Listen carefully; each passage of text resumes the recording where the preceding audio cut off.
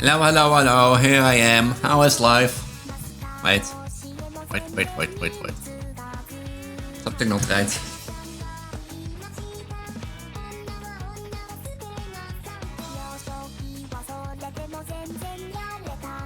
I don't know. Maybe it's that I'm yelling again. I don't know. I should have like... You know, I don't know, my mic is always weird. If I sound too loud, you guys and girls will let me know. I know but one thing that sounds way too loud. Spotify. Way too loud. Way too loud. The house life in, guys and girls. I had today like...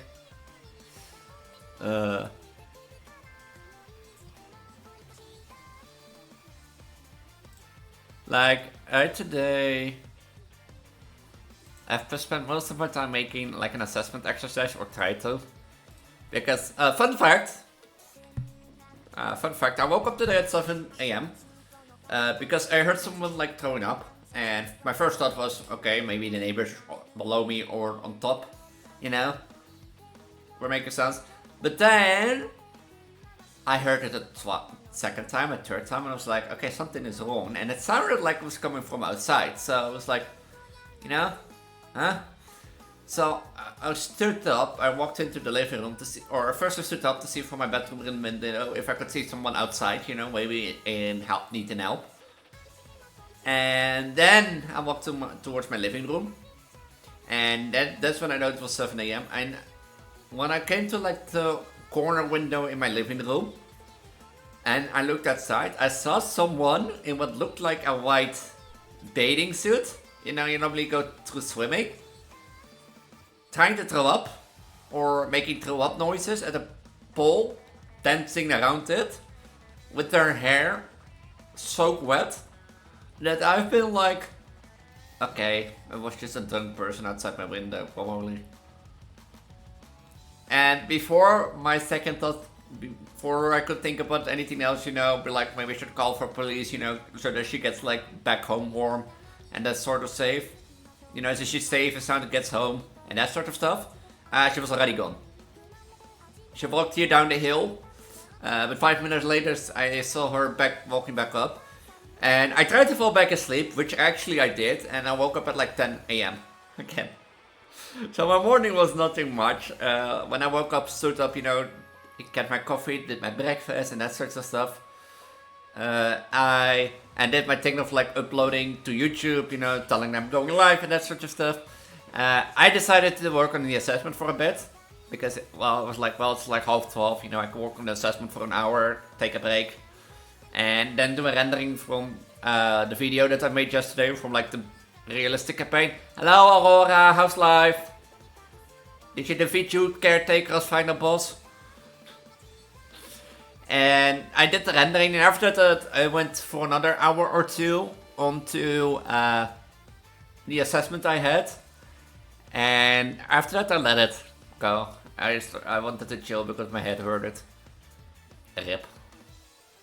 And to be honest, like, I don't know if I can work more on the assessment. I might have to tomorrow afternoon, but like, I also tomorrow afternoon have to go travel somewhere for like an interview. And I already gonna know that like, public transport is gonna be an ass. And why is life bad? Because youth caretaker.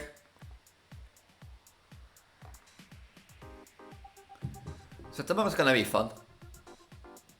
Yeah, you know, those job interviews that you have like for 20,000 times a week.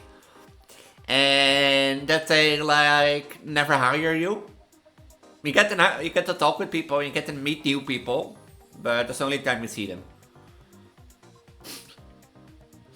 Like, the interview which I have Friday afternoon is my second interview at the company. And when I had the first interview, they told me that like I would get a second interview with some different people. And that interview will take place, and after that I will get an assessment. Or that is what I understand from their wording. They contacted me yesterday, those people, and they want to have a meeting Friday, which I think is okay. You know, Friday afternoon, because Thursday in the morning was really tight, because I also have to travel. So, and they said Friday, and then we're like, Elise, You have to make an assessment before then, or as much as you can. And I just stood there like, you have to tell me I have to do it beforehand? And we're like, yes.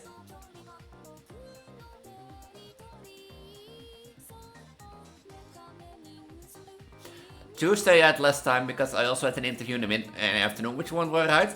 Tuesday I was like, since I don't have a lot of time this week, I thought, I'd stream extra and, took the hellish challenge that I did yesterday. And why are you stinky then? Does mother need to change you? Sorry for ignoring you, Laura. So I only have this afternoon.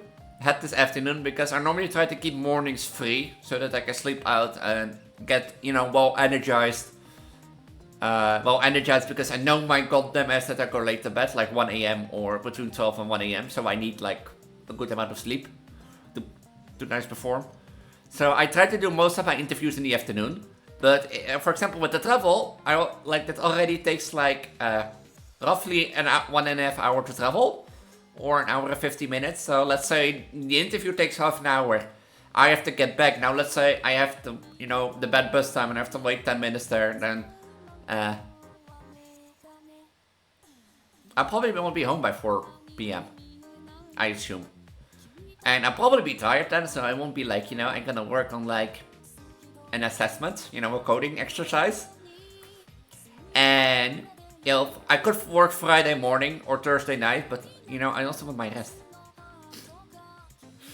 And yeah, Wednesday evening and Thursday or Tuesday evening I already planned to stream. So I couldn't really. Because if I know, if I knew that assessment would have been done, then I probably would have kept Tuesday free. I put Black Ops 3 here. But fine, I'll change you after stream. Is that fine? So now I'm here. I mean, if they're gonna complain that I did little on that assessment, then I'm gonna say, yeah, sorry, I told you that I have little time this week because of other activities that I've planned. Is that righteous to say in a job interview? If they get mad about it? The company looks so good.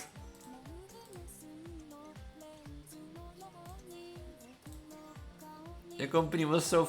It felt so right, but yeah, no, already that assessment is not gonna be enough, that I don't get the job anymore, and... Not a company where your mother doesn't get hired. I asked you if you need cleaning, but so now we're here. After, the 205 that thing that happened last night. I thought do something more chill, do just Ace Attorney, because your messages don't go through. I see your messages. Your last messages was the angry face and before I'm dirty. Wait, I could just show you.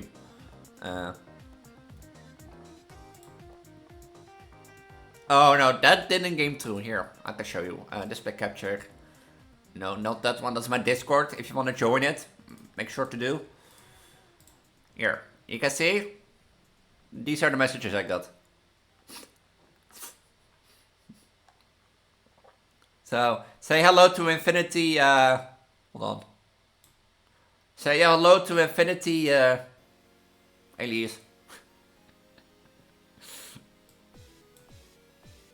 So welcome to the Vods, where everything goes on in Infinity. And as you can see down there, Elise number 20 has something to say, I think. So,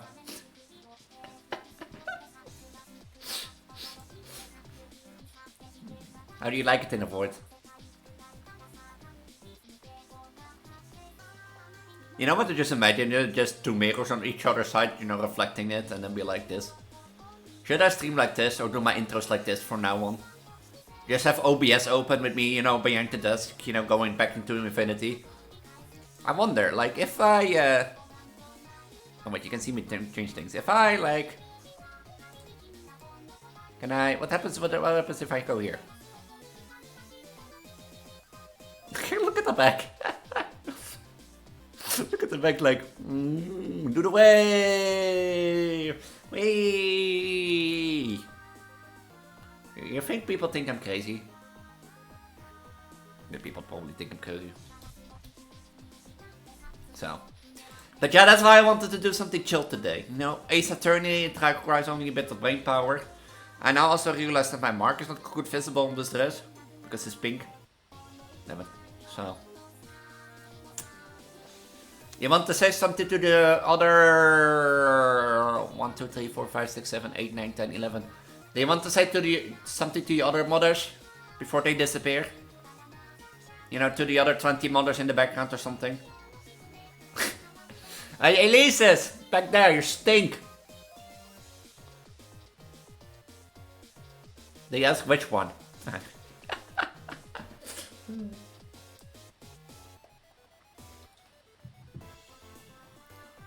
She's asking which one is stinking. All of them. You all stink! Oh. They said to go take a shower after this. So don't worry. Don't worry.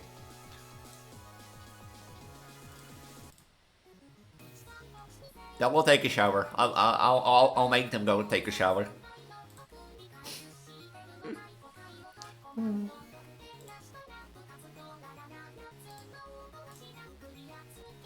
I'll make them take a shower and leave it. They won't come back. Where is my Phoenix thread when you need it? But is tomorrow gonna be a better day, sweetie? Or is tomorrow not gonna be a better day?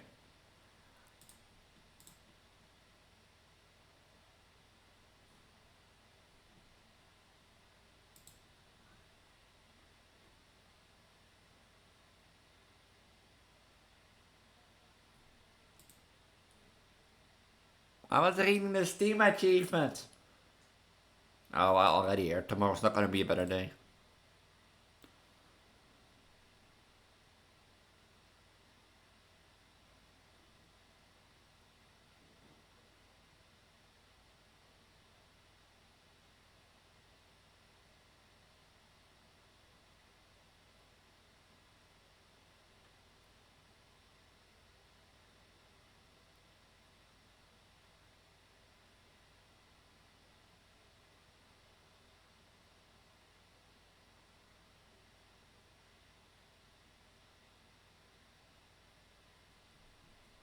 What a weird achievement. Can't you like, you know, aren't you like annoying your caretaker enough? Or did you annoy him too much that they'd be like, you know, tomorrow I'm gonna come again. Because the pregnant mother of yours, the pregnant online mother, she's crazy and don't listen to her. Imagine that you showed me as your online mother and he'd be like, Aurora, we need to talk. Because I think she's not a good inspiration. Because she thinks she's pregnant. She's clearly crazy. And she's also transgender, so I don't want to hang with her, you know. I already see a youth caretaker like that.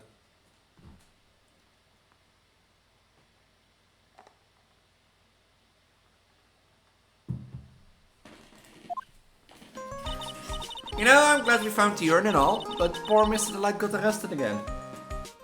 If you don't remember what happened last time, basically we made Mr. Delight innocent or cleared his name from being Musk the Matique. But we placed him at the place of a murder and gave him a good motive to do. So, basically we're back at the start. I wonder if I can do voices today. Well, supposedly Mr. Delight was in the CEO's office when the murder occurred. No way, Jose! I don't buy it. But one more proof that Mr. Delight was there was Mr. Nick himself. At least from what I can understand. Looks like you did a good job of this time, Nick. I give headpats more back, huh? If I am allowed to give headpats. I don't think I'm allowed to give headpats. Is that not like this to win this? Yeah. Where are my headpats?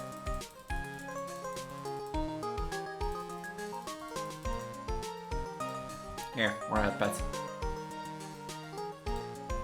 Well, we can start looking into the KP security order. I think I'm going to head back to Kuren Village for a little while, if that's alright. Yeah, sure, but why? I'm going to bring the sacred urn back and have some people take a look at it. No, that's a good idea. I think I'll go with... No, Maya, you should stay here. I want you to dispense some specially quality time together. Full of love and happiness.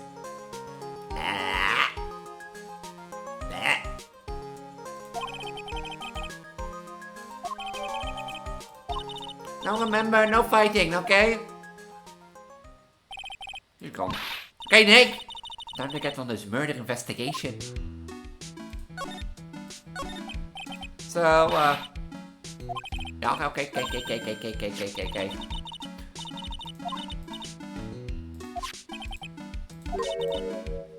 No, you don't get a motorcycle, Maya.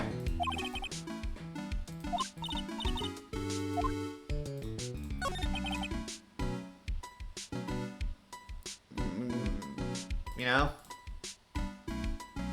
This girl here. This one here. This is Maya. Aurora, Maya. Maya, Aurora.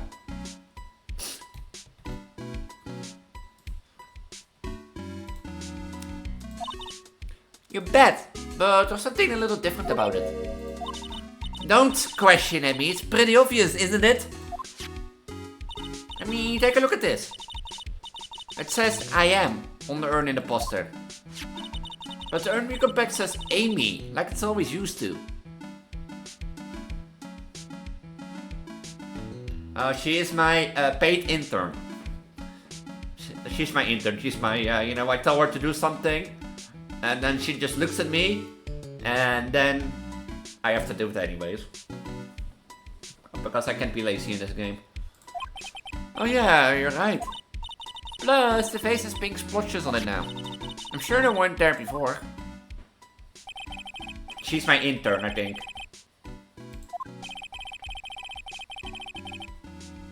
So, I assume. And this is Pearl, her... the niece, little niece. Is it niece? That's not little sister, so it must be a little niece, I think. But still, I don't remember ever seeing pink splotches on it. Is it possible the urn is a fake? I'm sure Pearls find out about it once she gets back to Green Village.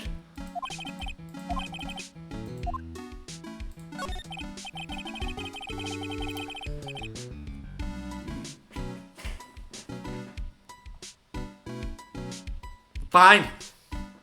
Fine. I won't do the minute 26:30. I won't choose another dialogue option, okay? Je hebt met hem tegen me doen iets en go severe training. So why have you been training lately, Maya?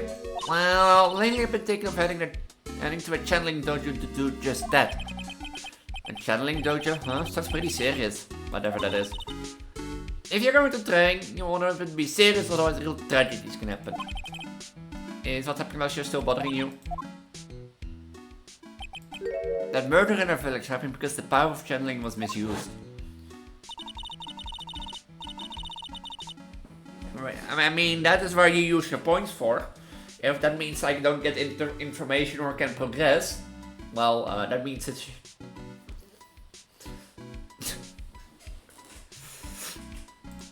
So when especially some spirit is summoned, the spirit medium can get taken over and even forced to commit terrible crimes. What's worse, in those cases, spirit medium has no memory of what happened.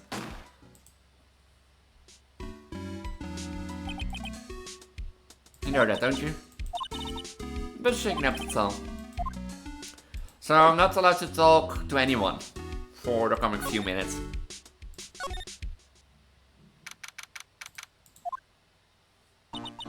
The treasure of Kuren exhibit is all ruined now. Maya, I'm sorry, it's just so sad. There's one big chance for everyone to learn about spirit channeling. I got a second urn back, maybe they can reopen it. Really? Sure, maybe we can label it the Urn of Musk the Mesquite's Disguise. That will probably attract a lot of people. Yeah?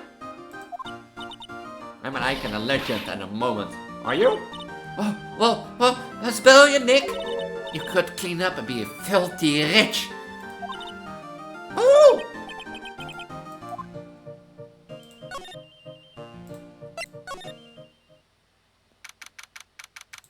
You won't, don't outshine the diva. Oh, it's you, Mr. Red. Miss Andrews, what you still hanging around down here for? So, how's it going? What about the secret urn? The urn? Oh, that's been taken care of already. What do you mean, oh, that? Taken care of? What do you mean, it's been found? Yes. I was spotting during the trial today. Oh, really? You really are the greatest, Mr. Red. Mr. Red had nothing to do with it. It was Master Mesquite's wife that found it. Didn't we clear last time that Master Mesquite is not on, Ronnie? Like, if you're a supervillain, and you claim to be a supervillain, even if as an imposter, you never speak about it in the third person. Andrews, you stink! I'm still not allowed to talk. The pathetic looking wooden box.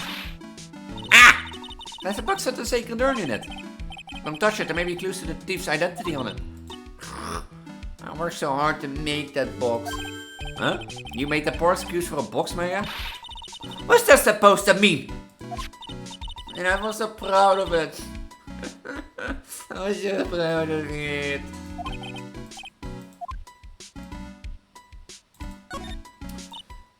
This is the camera and the computer Detective Amy set up, huh?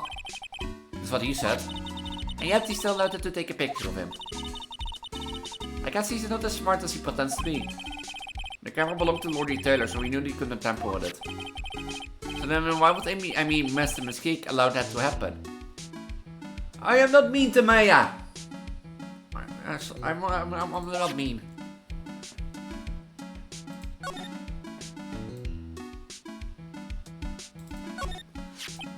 Looks like me has been driving for several days. Some special part, bottom left part simply oddly and shocking pink.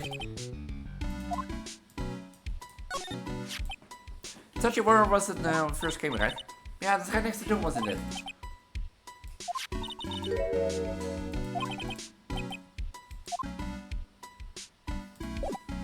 I will stop being mean to Maya, I promise. I will promise that's the day I find out that special pregnancy powers, okay? Or else my name is not Prego Elise.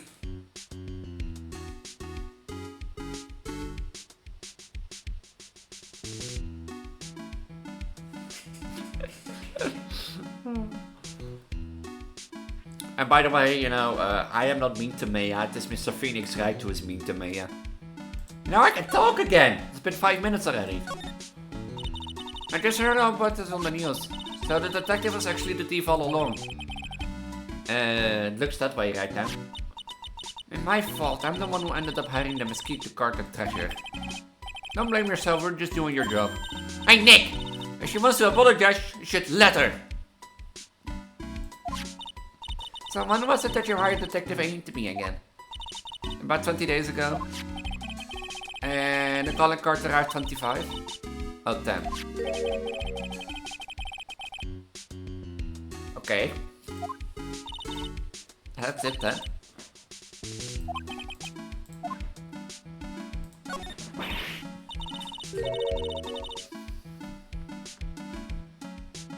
Who told you that?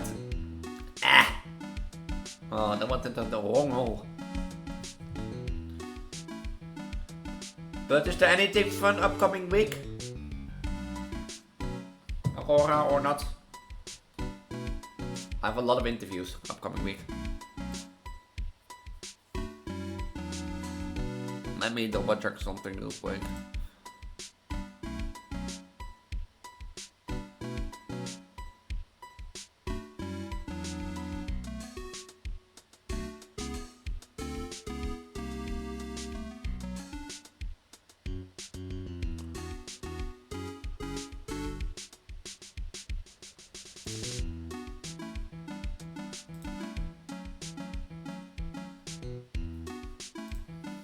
Baby? Oh, baby, your baby? Yeah. What do you really want? Like, you already have a little sister and a little brother. What do you want the third? Oh, wait, basically, what do you want a nephew or a niece? Since I'm the surrogate mother for Lilia now, at the moment.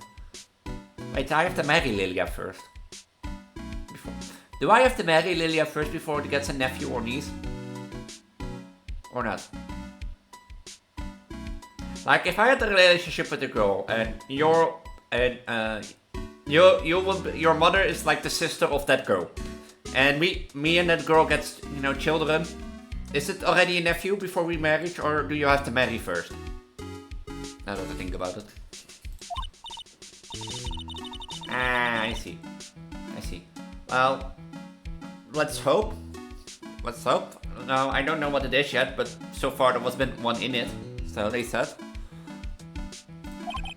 Well, we're talking about the criminal mastermind, so anything is possible. Nick, let's get down to business already. On the night of the death, you notice anything suspicious about Detective A to me? So, like, so far in... I can't tell yet. I'm not gonna tell yet. So far in our first parental visit, Lilia seems to carry 2. And I seem to carry 1, or she only noticed 1. But she wasn't sure. Same for Lilia. And we have to come back in a few weeks.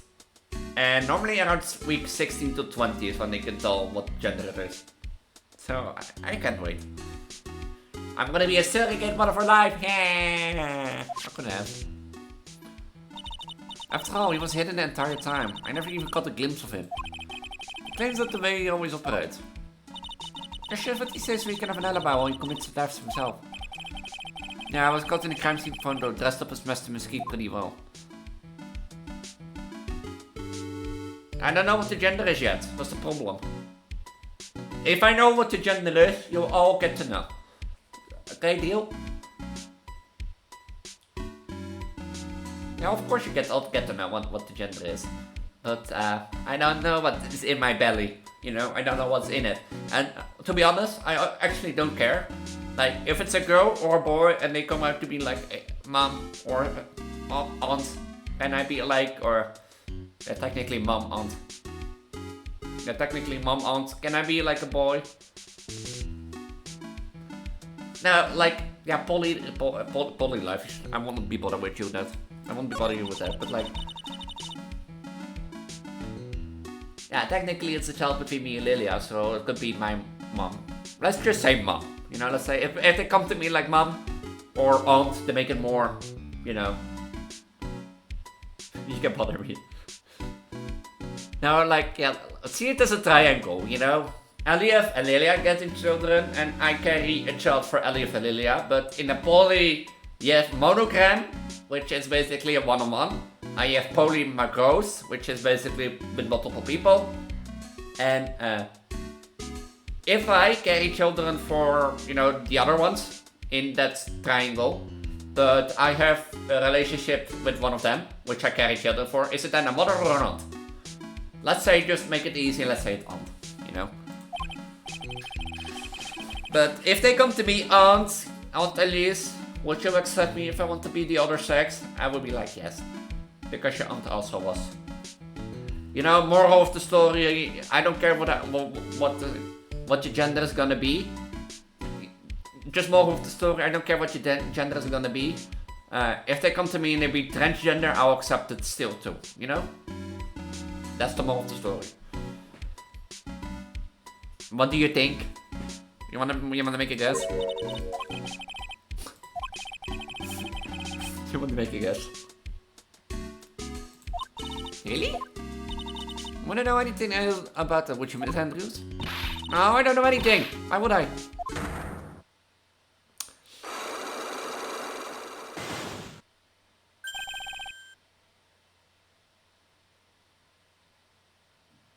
Sign locks, yay, I have the puzzle.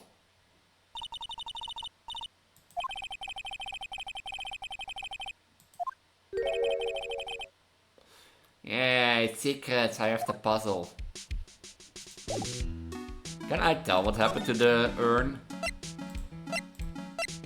All we know is that the urn was found back different. We don't know what happened to it, and it's under paint.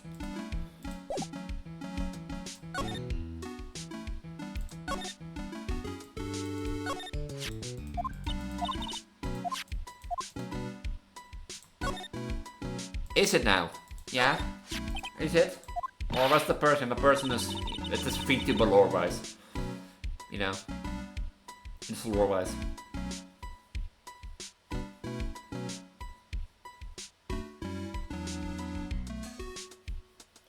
Lilia, Elliot, Anna, Lisa, Jack are all OC characters made for my lore. So, like Lilia was the original girlfriend of the lore. But I made up Elliot back in the day when I switched to being a pregnant VTuber because, well, you can get pregnant without a boy, now that I think about it.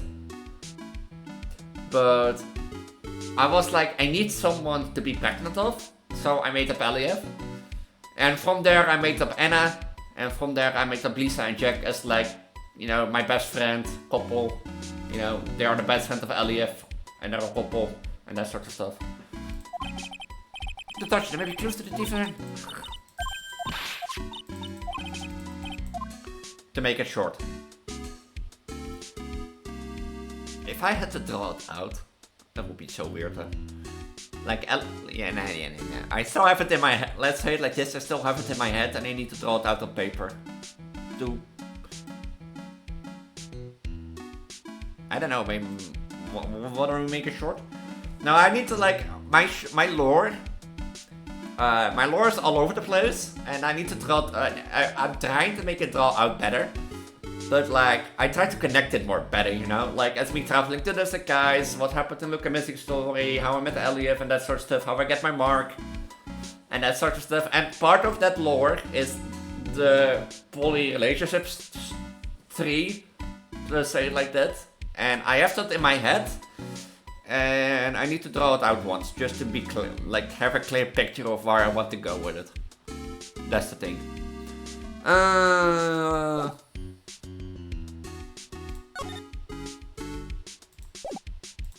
I don't have to earn anymore.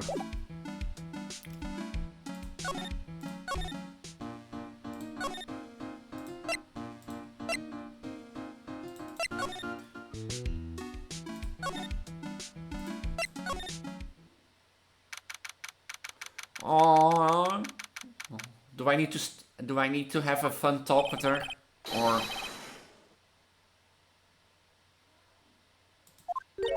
That's that bit of a whine that tappers into silence.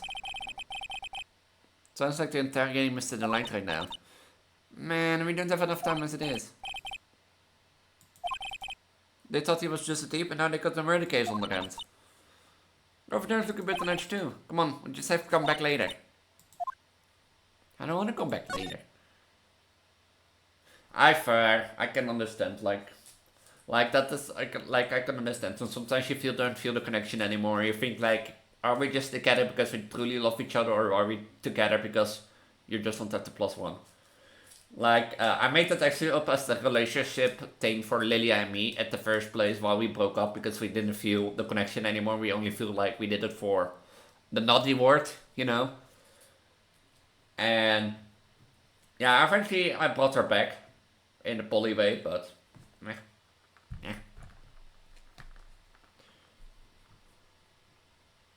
But did she love you too?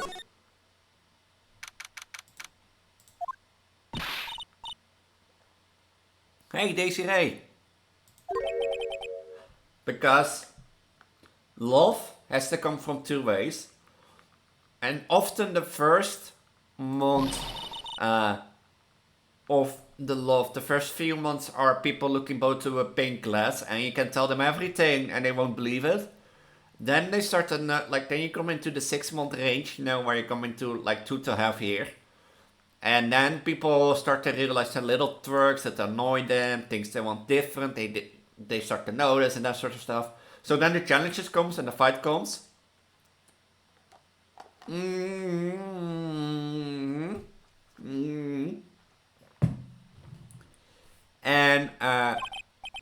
then the real challenge comes if you can't sustain that time until a year, then 9 out of 10 times your relationship stays for long. Yeah, more discussions. You know how you normally sometimes have a discussion with someone? And that gets a bit, you know, frustrated. That type of things. Because if you're gonna into a relationship, You're gonna have discussions that heat up a bit, which make you like, you know, like, oh, why? Yeah, we know that your Ronnie won't hurt a fly. Well, you know. So, yeah. But yeah, if the other one doesn't feel anything, yeah, then you can love her all the way, but it's not gonna be. I do have to feel sorry for you, and you'll get a good girlfriend, I believe.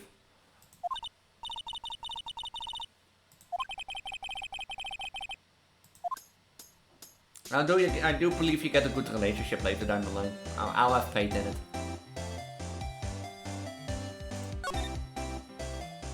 I'm your mother. I'm your mother. Can you ask that of your mother?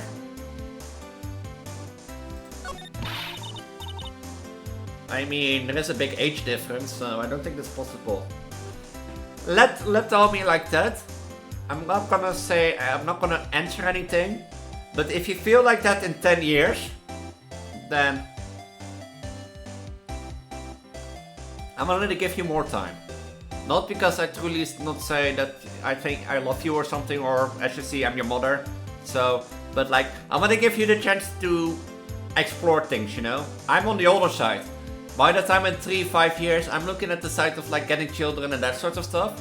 Or at least staying stable so that I can live here. And that sort of stuff, and having a look at my content creation career. Well, you, in 3 years, you know, you're gonna explore the world. You're getting to the adult stage. You're gonna have parties. Believe me, I think you should go party first. And live a bit. You know, just stay away from your stupid parents. And buy HRT. Man, Ronnie would never ever kill anyone. It's just not in him. I don't think I'm leaning, Nick. But you have to make a bit of temper to him. Yeah, okay, but like, you're young, you know? You're young. You cannot go out, like, if you turn 18, most parents will give you more freedom and that sort of stuff. So, I wouldn't also be surprised if you find out where I live by your 19th and stand here on the sidewalk if I'm still living here. Because currency and that sort of stuff. So, but yeah. Like, live life a little. Because if you're 18, you know, and you're going into a relationship that, like, lasts you for life, you don't get the chance to explore things, eh? With all due respect, as you say, I'm your mother, I do love you. So, or your online mother. I took that role, so. If you don't want to party, you don't have to party, but do know that you still have a bit of time to explore and such stuff. So that's why I said, you know, go explore a few things. Because if you turn, like, in 3 years, if you turn 18 and be like, oh, mom, can you have a relationship with me? And I say yes. And we stick to, like, I'm 80 and you're, like, 75, you don't explore things, eh?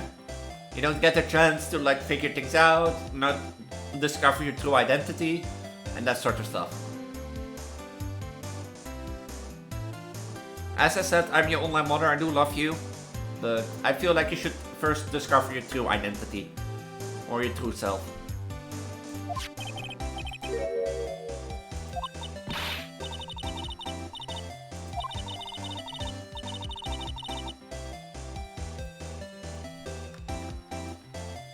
We don't have any secrets between us. Ronnie isn't the thieving type. He's the one who said he wouldn't even sneak a nap. He's the one who said he wouldn't even steal a glance. A thief. The very idea. I guess you just don't get it. Oh? Get what? I just can't understand how they can be so different and yet be such a happy couple. Yeah, they're sure different. Come on now, Nicky boy. It's not that mysterious, is it? It was love at first sight. For me, anyway. Ah! For you? I hate these kind of people more than anything. You mean ace detectives? No, I'm fine with ace detectives. Oh, so thieves. No, they're right too. I just hate thieves that pretend to be ace detectives. My head hurts. Oh. Why does my head hurt already?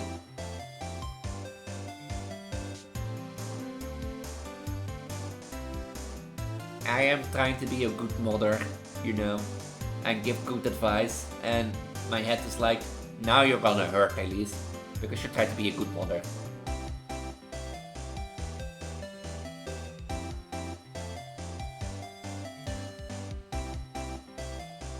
There's nothing more than I hate more than cowardly men.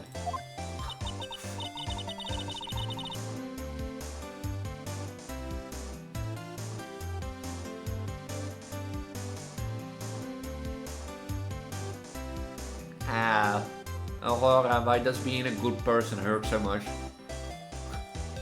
Why did she go to basic Damies all this anyway? Well, as the trial went on, I started to get more and more anxious. I went there to try to find out more about the real criminal. The real criminal? Yeah, obviously, the real Master Mesquite is not my Ronnie, right? Yeah? And Detective Amy knew more about Master Mesquite than anyone else. They mentioned him in the Great People Around Town segment on TV. So then you went there to ask some questions. That's right, I'll do whatever it takes to save my man. My secretary said the ace detective isn't in right now, but I forced my way past her into his hideout. His office a hideout. This bag was sitting right there on top of the table. Oh yeah, we saw the bag there yesterday too. There's nothing lower than someone who tried to pin a cam on someone else. Mr. Light, do you know about KB security? Don't be silly, of course, I do. That's where my Ronnie worked. And yet, according to what you hear today... Come on, don't tell me you didn't know. Ron the Light was once an employee of KB Security. He was a professional security guard. Ron quit, he doesn't work there anymore. Doesn't know. KB Security is only about 20 minutes anyway by motorcycle it is. He told me it takes 30 minutes by car. I have to admit, I tend to fly pretty fast on my bike. Why don't I give you a ride sometime, or better yet, how about now? No, I'll pass. My pregnant ass won't feel sorry for that. Why don't you tell her where to go ourselves? What a scaredy cat you are, Nick. Let's over there right away, Nick. So, was it really love at first sight when you met Mr. Delight? Maybe not at first sight, but Ronnie saved my life. Saved? I was at work one day when two robbers suddenly rushed in. Well, I'm not the kind to just curl into a little ball at the corner so I fought back. Robbers? Yeah, they took me hostage. I was so frightened. They were both carrying these huge knives and I broke down into tears. I think I get it. Did Mr. Light come running in to save you? Yes, exactly. Remember, he looked so handsome in that guard uniform of his. He went right up to these knife-wielding robbers and screamed in their faces. Please, stop it! He screamed. I could see the robbers' faces turn please. That high-pitched squeak of his does always have a spicy strong effect on people. Then crying and swinging his arms like crazy, he attacked the two robbers. All by himself he came to save me, a total stranger. All by himself. He was so scared that he was kind of shaking, but he still risked his life for me. That's a great and sweet story, to be honest. I'm just imagining someone be like, yeah, wielding his arms around us like a Wiki income. No, I just you know what I imagine? Like someone running around, screaming, like, give me a sec, I need to look it up.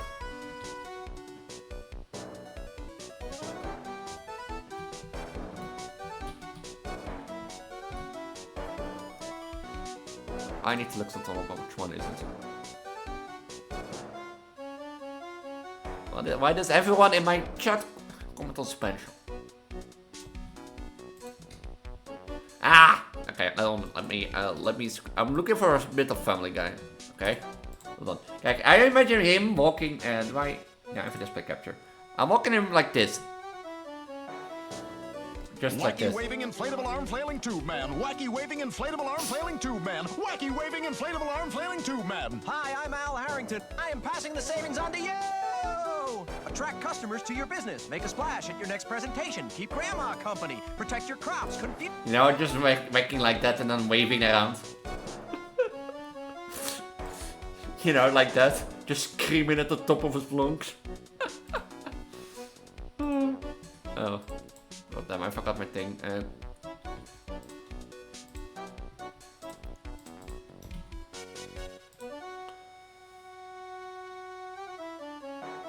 Of the black buttons?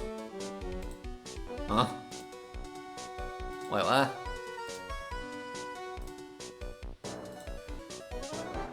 Oh, wait. Ah, does he mean... Oh, wait. I need to be a good content creator and give, like, things. Hatsune Miku,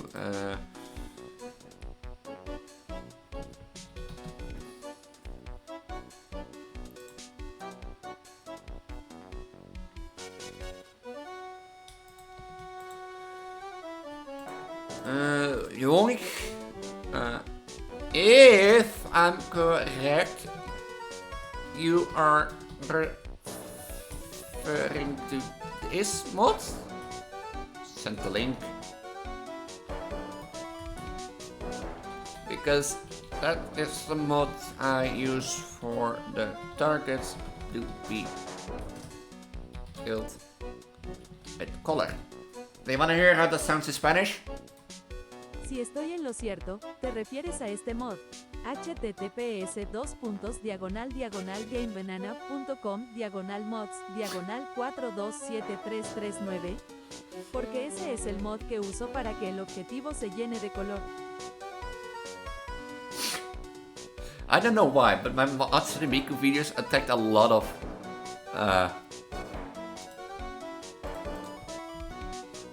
Spanish people for some reason. Oh, hold on, I need to...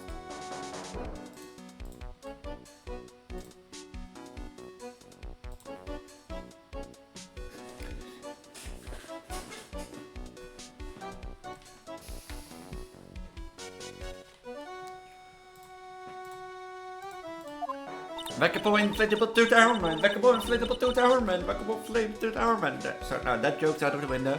Yes, he may not look into, but a tough situation, but there is no one better. That's why I fell in love with him like I did. Why did the music stop? Hello? Elise? Anna? Lisa?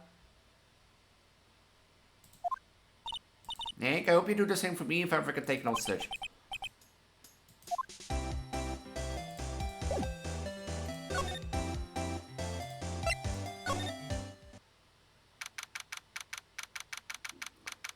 You know what the first thing that I notice when I come in here? Is this huge as vault. I also see a red button on the back. Would that nuke the building if I press it? So this is where it all went down, huh? Was in here look thick, just like you were expecting the CEO's office. Oh wait, I have to say that right. The walls in here look thick. Yeah, you missed the story of how Ronnie and Miss Desiree fell in love. And it was a wekkable inflatable tooth arm man, hands screaming at the top of his lungs, scaring away two robbers. So, that's all you missed. And you missed me answering in Spanish onto a YouTube comment, because I don't know why, but here, I'm going to show you. I don't know why. Like, I don't know why, but like my Hatsune Miku videos that I make on the channel. Wait, Garden Pen 6. Here, let me save this. Hoe digital was thinking, but like here, my Project Diva videos for some reason get a lot of Spanish comments. I don't know why, but I apparently attract Spanish people, as you see. Or a few. Oh, streamer, damn. Damn.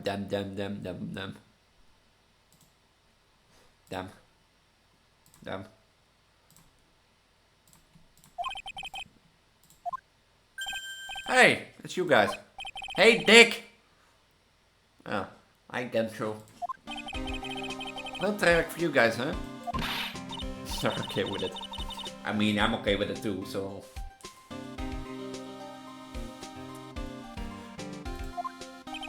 Yeah, I feel for you. Oh, it's not like you at all. I thought you'd be more like, oh, that was great. You guys got what you deserve, pal. Ho, ho, ho, ho, ho, ho.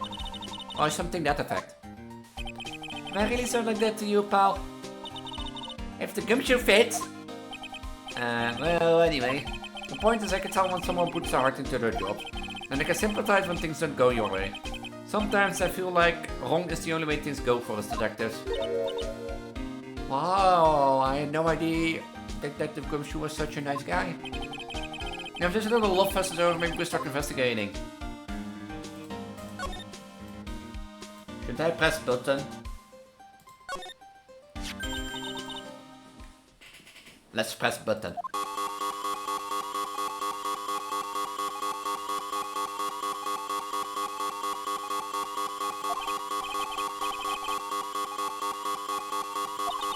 Haha, that was pretty funny. I never knew Detective Gumshoe could jump like that. What's it button anyway? Are you gonna read the label for me? Dat is an emergency alarm. Oops, je rijdt right there. Nick, how many times have I told you to read the instructions first? An alarm connected to the basement guard room. It's used to summon security up here. Really? That's possible on the night of the crime. Oh, so when the CEO was attacked, do you think that maybe you pressed the buzzer? Yeah, I thought about that, so I was around down there, but they said the buzzer never went off that night. Also, we couldn't find any fingerprints on the buzzer. Mr. Bullard, the victim, was wearing tiny gloves, by the way. Just so you know.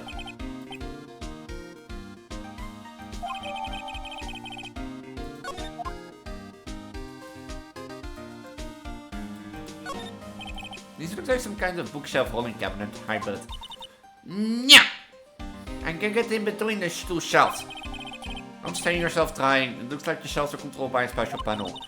So, I guess it's one shelf all the time, man. Looks like they're filled with a bunch of files. Yeah, files filled with data about security jobs they were hired to handle. I know you're just a baby. I know. I've carried a lot of babies so far. How many did I carry now? This is the fourth one. I had one twins. Yeah. Was it some, yeah? Was hoping for something a little bit more exciting, like UFOs or something. This must be the CEO's desk. It's a little simpler than what I've thought. The super soft chair. Let me try it out just for a sec. Oh, nice. I feel just like a CEO. Hey, you. Leave me up a cup of some really expensive import tea and some scones. Move it. I kind of wanted to get that big belly again, to be honest. The victim sat on that chair just before he was brutally killed, you know. Yes! Oh, that's a chair.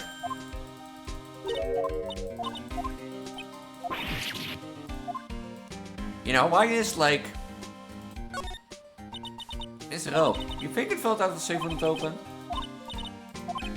I think the strange shirts were and how the corpse was laying.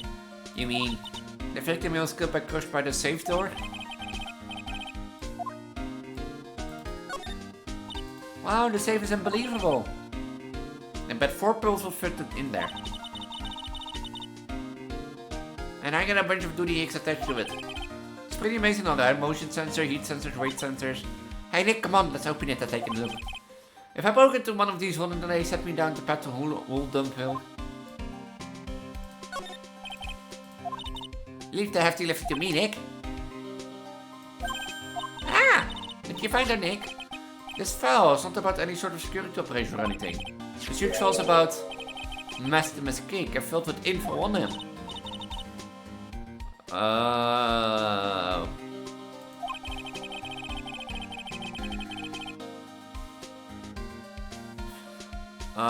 Was the blackmail supposed to be for Master Mescake and not Ronnie? But what are you gonna do when you grow up? Oh, how don't you look at growing up? Hey Nick, look at the last page. Here, Eminem, 100k. I don't know. The number is just kind of low to me. You don't want to know where you want to go up? I don't know. Sorry. I thought I just asked my daughter what she wanted to be when she grew up.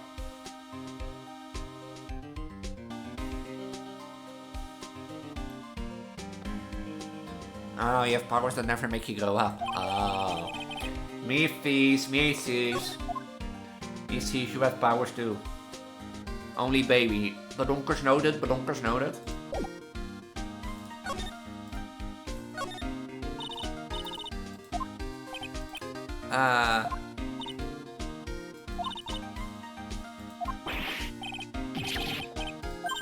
Okay, I won't cry on you, pal. The victim's name was Kane Bullard. He was the CEO of KB Security and a pretty big fella in his own right. His corpse was discovered at 9 o'clock in the morning. His estimated time of death was 1 in the morning on October 12th. The cause of death was blunt force trauma to the head, probably an object in this room.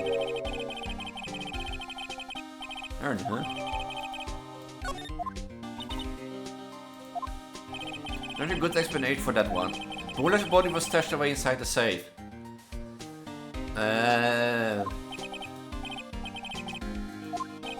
Nobody had heard from him, and when they opened the safe this morning, out he came. I think we still need some more information about Mr. Billard.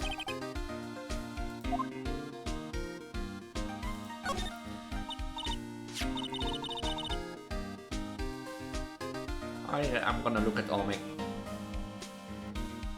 Do you want to be potty trained? Is the question. You set the detention center, screaming like a madman. Investigate me again! Again! Haha! Investigate me again, you moron! Oh, you mean the detective Amy? Oh, that was great. The guy who got what deserved. Think about it, Amy was always around when a calling card showed up. But he always mysteriously disappeared when the hash took place. I was hiding at the crime scene. Yeah, right. That's the lamest thing I've ever heard. That's how you just know he was the thief. What if Granny was about to retrieve the song line he keeps bragging about? I don't know. It's been a long time ago since I took potty training. And Rosalina and Leonard are not old enough to go on potty training yet, so... I figured out about his first heist. Yeah, the Tear of Ammon. There was a witness on that one. Oh, witness? Here, I saved the newspaper clipping. Since the thief is already on the rush, you guys can keep it.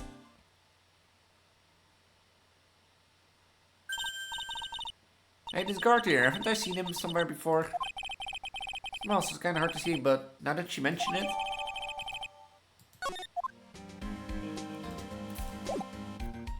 No? Oh.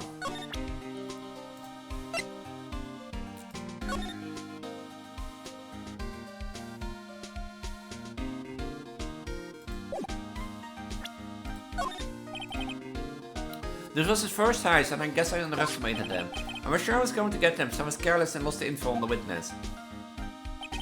By witness, do you mean the guard in his photo? Yeah, he and the detective worked together to catching Mr. Mesquite. But he got away, huh? I'm not disappointed, it's your choice to be honest, so if you don't want potty training, then you don't want potty training.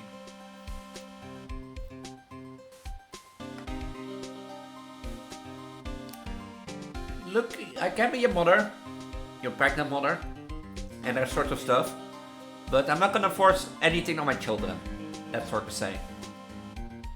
I'm gonna not force anything on anyone who doesn't want to do it. So if you don't want potty training, then that's fine. I'm a happy mother, and I will accept that. I will accept your choice. That guard, I got the weird feeling that I've seen him around lately. Might that be our... Yeah, and you know, it's my personal opinion, but I think the police should investigate a little bit more carefully. Is met a gent, give a smile on your face.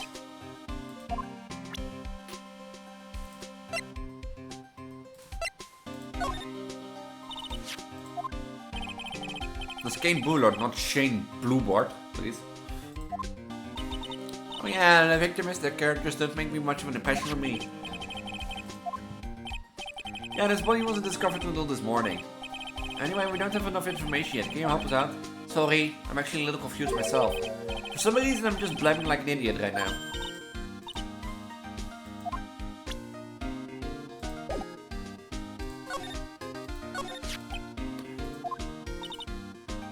CEO of KB Security Right, what kind of company is it anyway? Well, the companies basically send security teams out to buildings to guard them. Miss Bullard must have had the chance to learn a lot of secrets doing this kind of work. Oh, and I don't know how to put this, but the guy was kind of a money grubber. Just loved money, you know. A little sweet money. My precious. Precious. Anyway, I looked like he did some pretty shifty stuff to earn his millions. Shiftier. Apparently he was involved in selling trade secrets between rival companies. Yeah, KB Security used to head security operations against Master Mesquite. What? Really? Yeah, and after screwing up so many times, the company reputation really took a nosedive. Sent on the blackmail ladder, huh? The prosecutor, I really don't like that guy.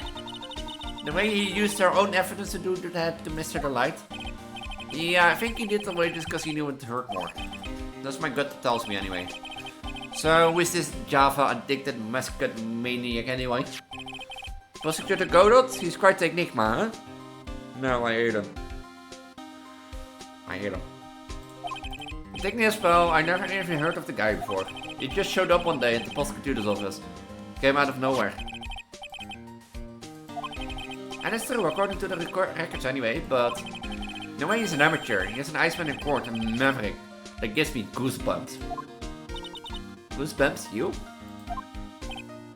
Yeah, I knew something was off about him, so I asked her out. Nobody talked to me, they all just turned the other way. Or they didn't gump you, and they were doing popular. Ah, no, that's not what I meant.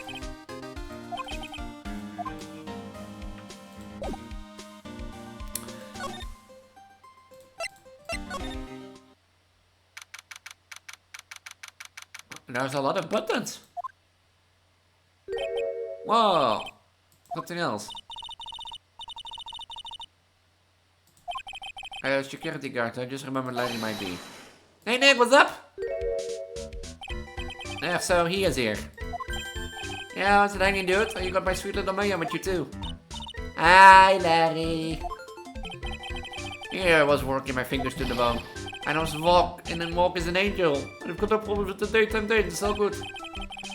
No, that's not what we're here for. We're investigating the Bullard murder case. Who? Oh yeah, that's right, you're a lawyer, aren't you? He's so hopeless, clueless. I've said about the murder case, but I've got some good info for you. Well, I don't mind sharing with my sweet little Maya. But Nick here has a different story. Well, Larry, I thought you two were old school buddies. Who's then and this is now? Something's written on the poster in fine print.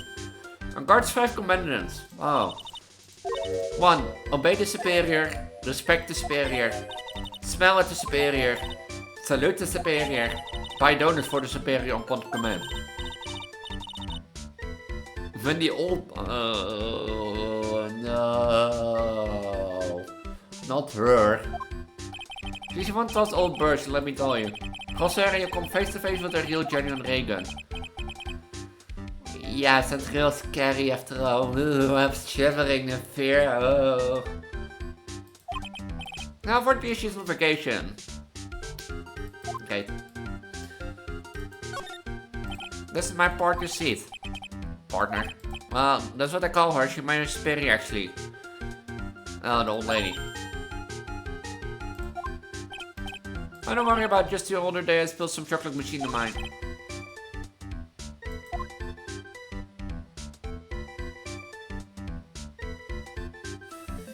You know, normally if you spill something liquid over a machine, it's supposed to break.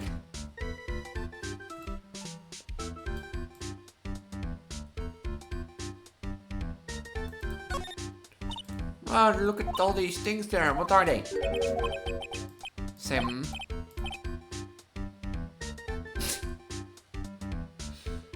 Open my phone.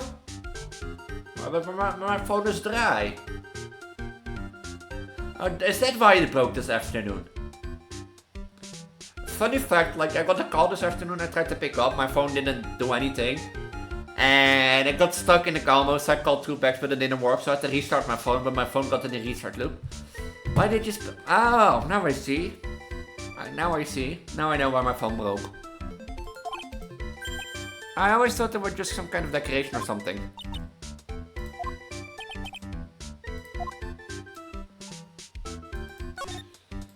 Those screens don't show what's going on all over the building everywhere. Just steady eye on them, all of them. Can you watch regular TV on these two? Hey Maya, I'm a pro, okay? Besides you can't get regular TV on it. Because that was my first bit of an investigation, if you know what I mean. But where do you get the milk? Because I don't have milk in my home more, so. Or is it sushi mama milk? You know what you think? It was professional investigation, alright?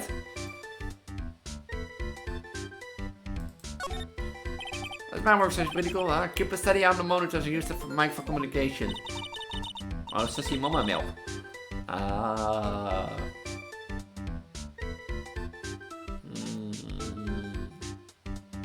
Still thirsty then? Or, you know, you can have these. What? Here, you can have these. You want booba? Or... Now they're still warm. I'm just joking. Now big here, I think there's an instruction manual somewhere in this room. I guess I start by calling me looking for the instruction manual. Bartol lady would call me look for her reading glasses.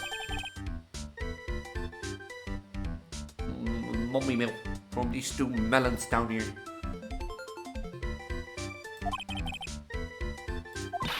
Hey, what's that supposed to mean? Examine everything with even a whiff of old back on it. You want some mommy milk or can I have it? Yeah. Be quick, I have a job to do.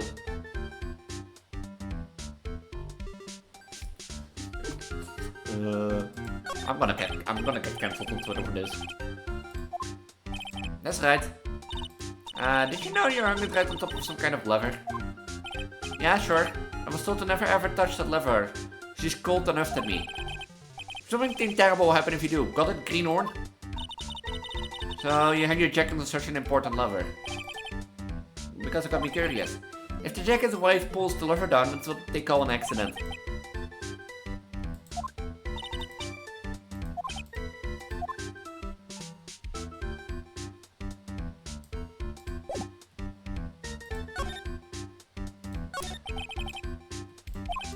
I am a guard at Pro, I can just give any information free. Can you talk to him, Harry, tell us already what's the good info. Kittens got some claws, okay? You really want to know? Yes, so tell me. I'm a Discord kitten. You love milk? Damn. Do these 2 give good milk? I never knew these 2 will give good milk. So. Okay, so the thing is on the light was an employer. And naturally, since I'm a pro, I looked into his background. Follow me? Yeah, you're a pro, I follow you, go on. Well, 1 year ago, Ron the lead was fired. And there was no warning at all, it just happened all of a sudden. I know this is a small company, but I think that was pretty awful. Like maybe skipping out of work to go pick up more chicks or something. I know you love me and I love you too, little daughter. You want some mommy milk? Let me touch stuff, you know, alright, I guess. First, I keep my eye on those monitors at all time. Each room around the building, it's really hard. Sometimes I feel like my eyes are gonna fall out. And I see something suspicious, so I have to contact one of the teams. The security teams for this company, they are supposedly the best in the business. But I'm no amateur either, so something small, I don't bother calling them.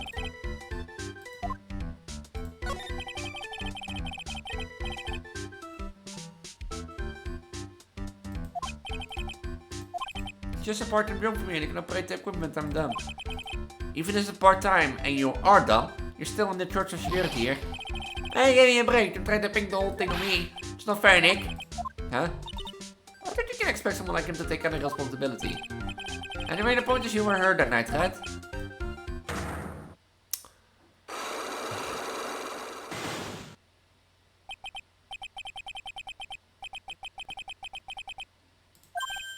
Well, like I always said, there was this and this is now, okay?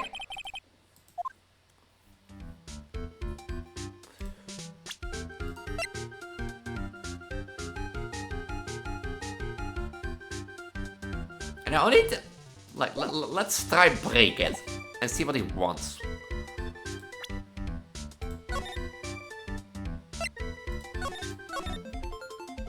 Let's see if I can break it already, because I have one idea on how to present this.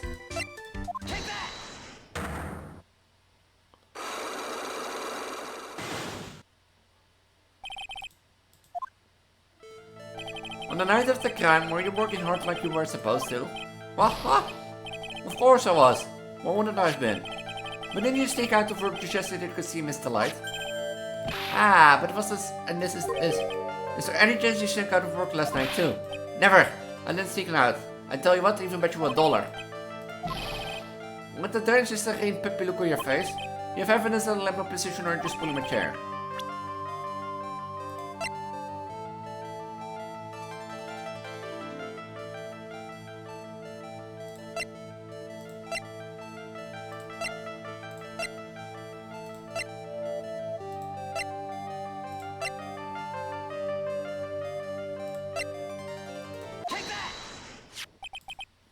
The wallet, you know about this, right?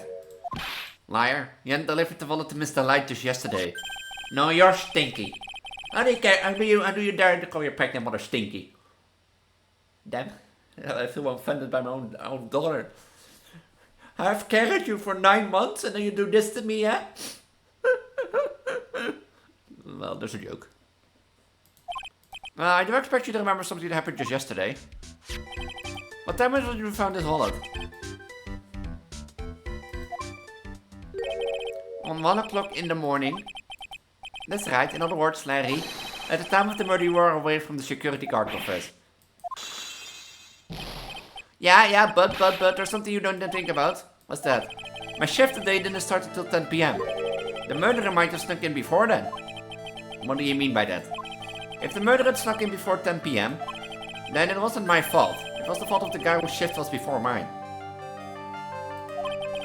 I have the feeling that he still doesn't get the seriousness of this. Listen up, Larry. We know beyond a shadow of doubt that... Oh, wait.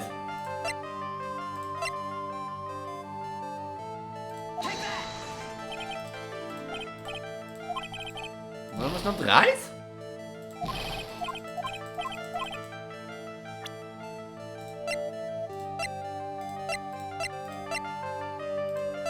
Oh wait, no, that's the warehouse camera. Oh, it was on his card. Yeah, it does, but you can show the record to just anyone you know. The card key date was already made public in trial today. I didn't know that. And kind of request for info like that's supposed to go through me. Boy, does this sound a bit arrogant coming from a part-time guard? Anyway, according to the data, the door to the CEO's office was opened with this card. Furthermore, it was most definitely used at 1 AM, the time of the murder. Yeah, someone used this to get into the CEO's office. Night at the crime, right in the middle of your shift. Oh, Larry, you can duck your responsibility this time. I could break it.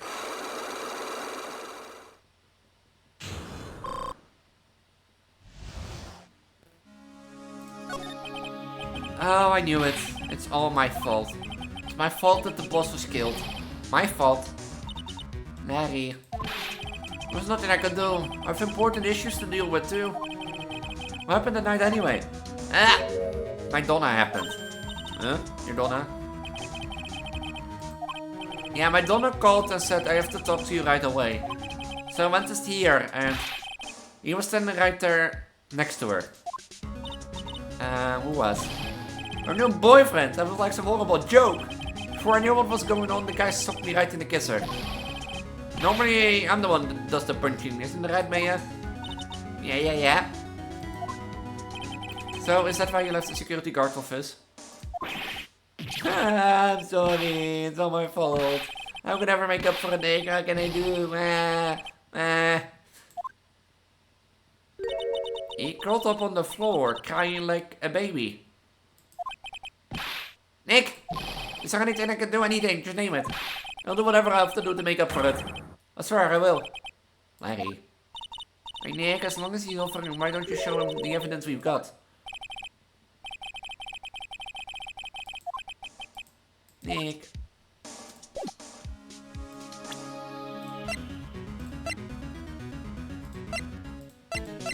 Ah, then maybe... No, I can present that. Can I? No. Oh.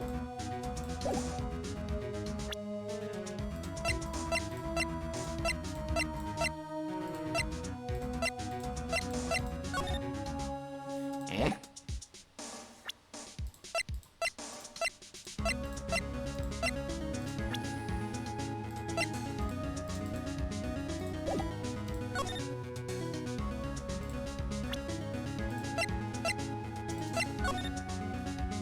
I guess I can show any evidence. I guess I'll come back later. I guess.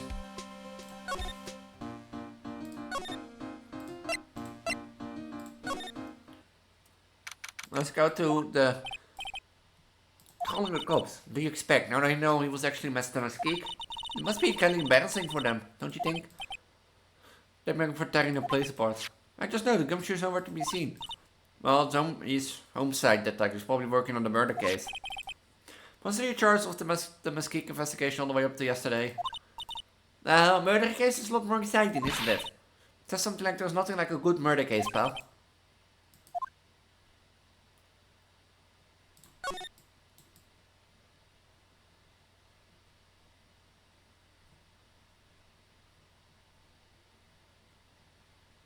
Where can I go to here if I can do anything?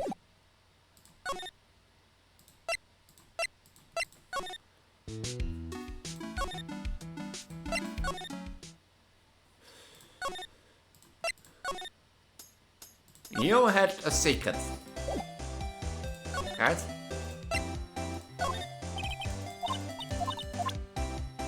No.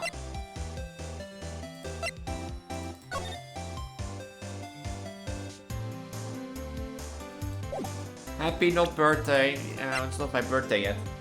So, that's one thing. That's two.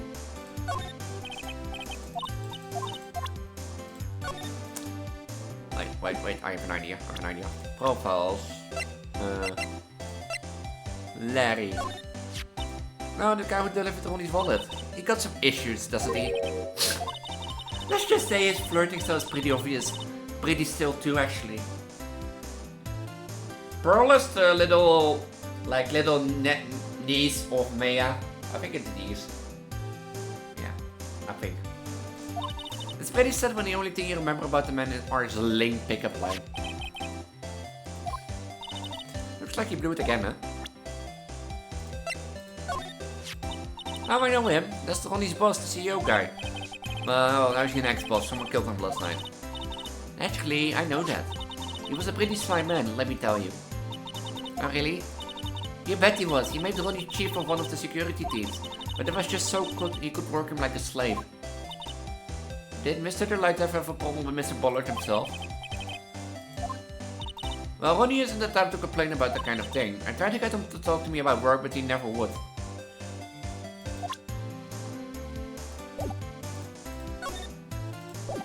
But... Maya's cousin and channeling prodigy. She has amazingly powerful spiritual abilities. I was right with niece or cousin, you know. I was right with cousin.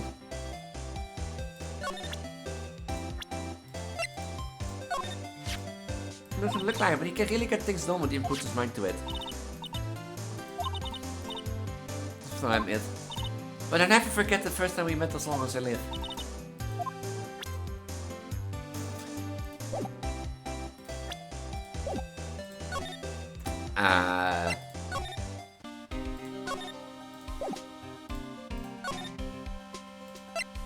Oh yeah, the other one had either, or Andrews had a thing. Can I now? I can present things again. The same reason one is some lady, alright? It's been a long time since I felt this way. I think I'm really in love this time. A long time, huh? Yeah, well, except what I feel for you, Maya. So, I need to show you evidence.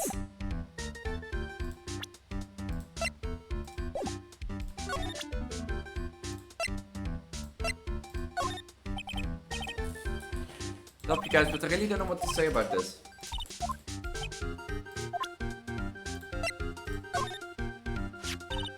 These buzzers in the CEO's office directly connected to this room, right?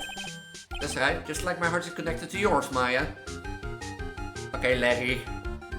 Larry, we have to talk. Your flirting methods don't work. You make great pun lines, but they don't work. They don't work, believe me. Oh? Let me press the buzzer in your heart. I'll promise I'll come running to your rescue like the professional guard I am. Oh, that was pretty good. No. Thanks, I try. Do you think you could tell us about the buzzer now? Instead of making, you know, flirting jokes? I guess prepare to be wild.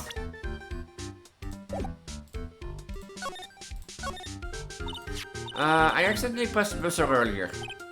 Yeah, I heard it, so that was you, huh? You're security guard, aren't you? Why didn't you come to the CEO's office? This is the third floor of the basement. CEO was on the first floor. I thought it would be a good idea to adopt a wait-and-see approach. Plus, there is a police detective here, right? I just didn't think it was necessary. Let's get back to talking about the night of the murder, okay? Is it true that the buzzer didn't go off tonight? There must be a record, right? You must have heard a look at it, right? Of course I did, and I couldn't probably have made a mistake here. I didn't play both of, I didn't play any of them, but 4 shorts. A Link to the Past. No, A Link to the Past. Of course I did, and could probably have made a mistake either. Take just one more look for me, pretty please. They say no to you, Maya. What do you think, Nick?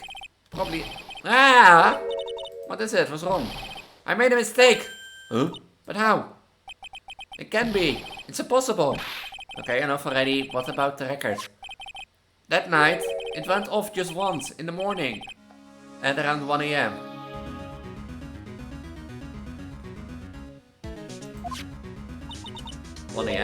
That's when the murder happened. Really? Are you serious? That's terrible. It can be.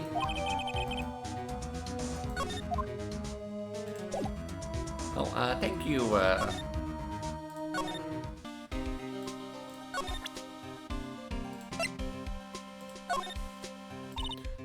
Just right here.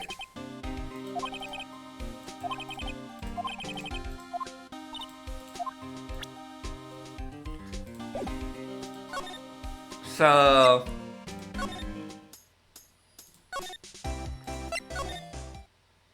Oh, look.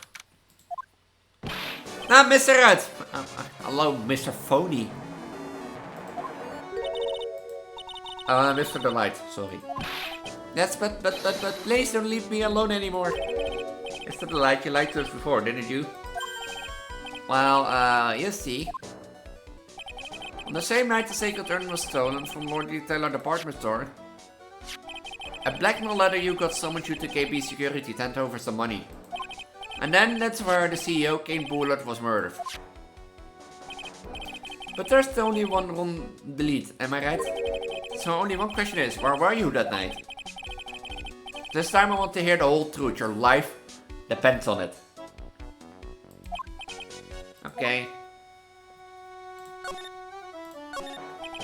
Mr. Delight, do you still insist that you were Master Mesquite? Isn't that what I've been saying since yesterday?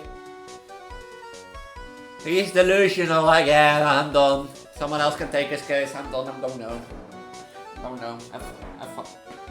You know, have fun with him, I'm done.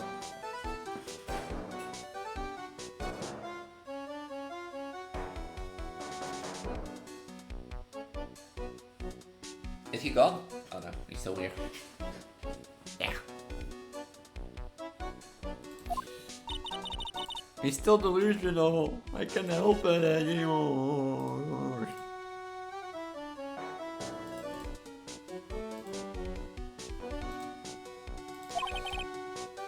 It's get irritating. But listen, Mr. Delight. At the time today we learned the true identity of the thief, didn't we? Oh. Take a good look, everyone. Unable to find the rightful virtue of my genius, I was forced to create one by myself. Here I am, a tragic clown. I guess it's true. I wasn't the one who stole the urn. Worse not, after all, you were there at KB security at the time. So then the person dressed up as Mr. Mesquite in this photo. You gotta be Detective Amy. So the night you didn't go to Lordy Taylor, you went to KB security, right? Yes, I went to the KB security night at the time the Blackwell note said I should. Alright, what happened next? Well, I used to work there, so I knew where the CEO of it was. I knocked, but there was no answer. So then I used the keycard to unlock the door. That probably when you dropped his wallet. When I went into the CEO's office, someone was in there. Someone? Then suddenly they bashed me over the head. Bam. Was it Game Bullet that hit you? I don't know. The person ran away while I was still stunned. When I came to my sense, the sight I saw left me speechless. The dead body of the CEO was right there in front of me. I thought I'd die myself. Anyway, I thought I should do something with the body. So that's why you put it in the safe? Yes, that's right. I used to be...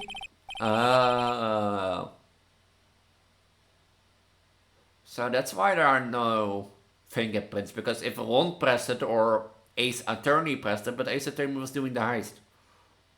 Wait, was he? Okay, and what did you do after that? Well, I got out of there for starters. I was the one who set up the security cameras in the building. So I knew how to avoid being spotted by them. Nick? All of a sudden, Mr. Delight kinda sounds like the murderer to me. Please don't say that. Mr. Delight, is it true that 1 year ago, you were forced to quit KB security? How did you? I'm begging you, please don't tell Desi, please. Don't worry, we haven't told anyone yet. Phew, thank goodness. We're supposed to have the tower sometime. She'll find out eventually. Have you been hiding it from her anyway? Desi would despise me if I should have to find out I was living a life of a crime. Criminal, a thief. She'd never forgive me. My marriage will be over. Knowing that, why did you become a thief in the first place? Because Desi spends money like it's water. There's no job in the world that could bring in enough money. Except being a thief, at least. That's what I thought anyway. Hey, yeah.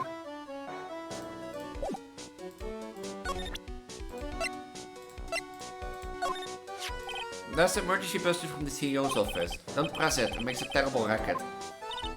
Yeah, we learned that the hard way. Does this buzzer have something to do with the case? Well, at this point I don't really know yet. The buzzer went off just once around the time the Bullard was killed. Oh, that's scary. Do you know anything about that, Mr. Delight? Sorry, I'm afraid I don't.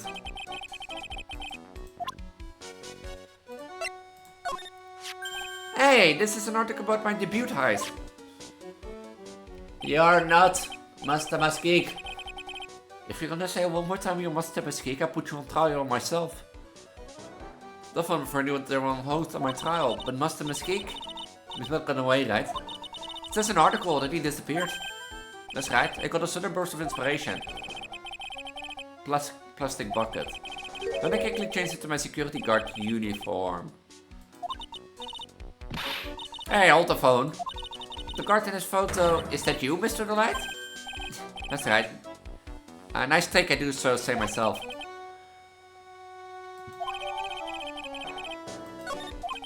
You might expect Detective Amy found the disguise. He truly deserves the title of Ace Detective. That's interesting. Yes, I heard that he brought it home with him.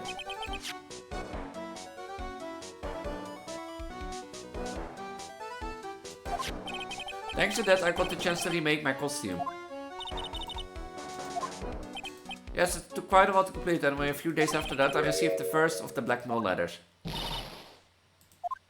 You got them starting when? Tell me more now. Hey, calm down, don't get so worked up.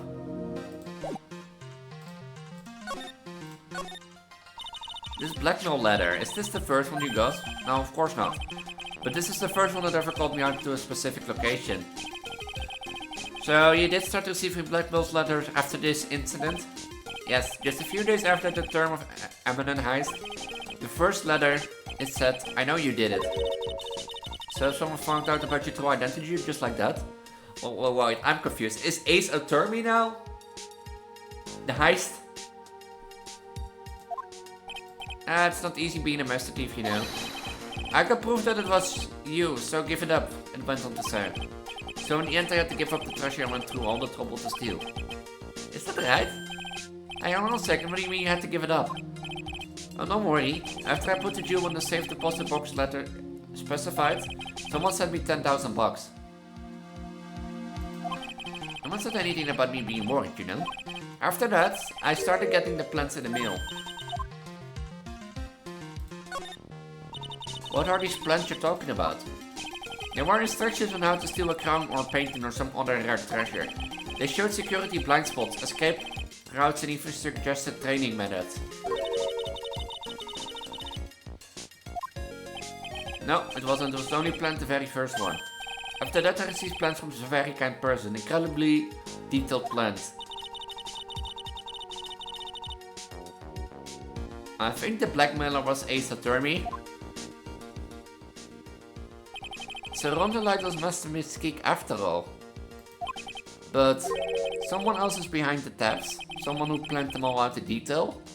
Someone who knows the security in and out and disappeared. All I had to do was deposit the treasure chest onto the safe deposit box. Then I just waited for the cash to come into the mail. We went after the sacred urn because of one of those plans too. Well, see, truth is, I've never seen the urn. All I did was follow the instructions to steal what I was told to steal. Mr. Light, is everything you told me the truth? Yes, but please don't tell this, okay?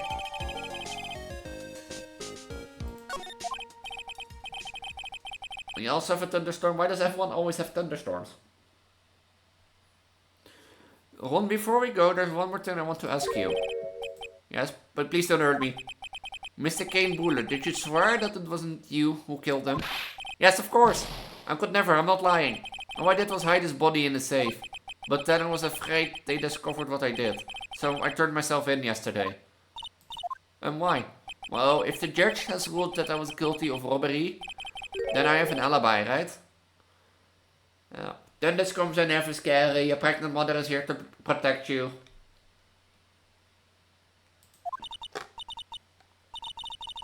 I guess so. You're really clever, Mr. Delight. I guess I have no choice but take Mr. Delight at his word. Mystic Maya? Hey, Pearly! I will protect you from scary thunderstorms, believe me. I'm back. Hey, Pearls, so what have you been up to this whole time? The sacred urn, Mr. Snake, I took it back to Green Village to have it examined. And what did you find out? Well, there's no need to worry, they said it's the real urn. Ew! That's a relief, I was really worried. But there's one small problem. I will clean that later, don't worry. Problem?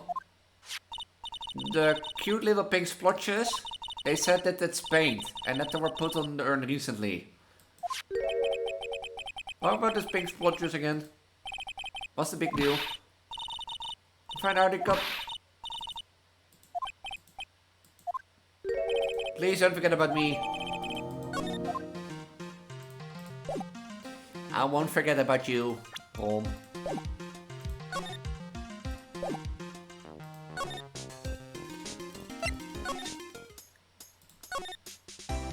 Hello, Desiree. And goodbye, Desiree. I need to go to... I already now have the paint game on it. No problem, nice to see you. Hello there. I haven't seen you around lately. What have you been up to? Well, actually, I was having this urn examined. Oh, I see. We can figure out the mystery what actually happened here. Well, first and foremost, the box. It looks like the pink paint on it too. And it's definitely the same color as the stuff on the urn. Now it's the paint coming on it now. Alright, let's investigate again, Nick. And if you go to the side, looks like me like the driver several days. The bottom of the left part is simply oddly shockingly pink. Mr. Nick, could be that this odd shape is. Yeah, pretty sure this is. Ah, that's the box the sacred urn was in. If you look here, there's a little bit of paint on the box as well. Oh, you're right, look, it matched. So, well, that was smart. What is it, Mr. Nick? This all turning out exactly as I thought it would. Become clear.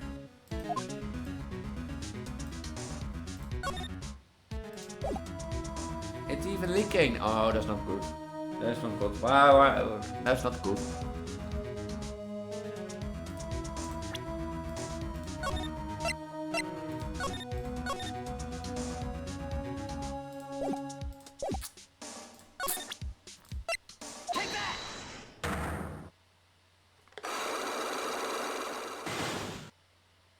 While you clean yourself, we're gonna solve some secrets.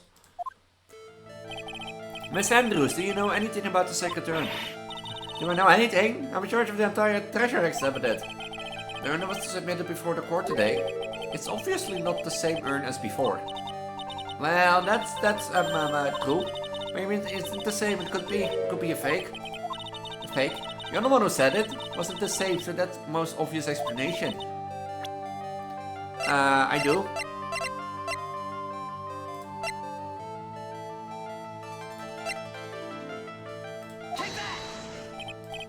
Andrews?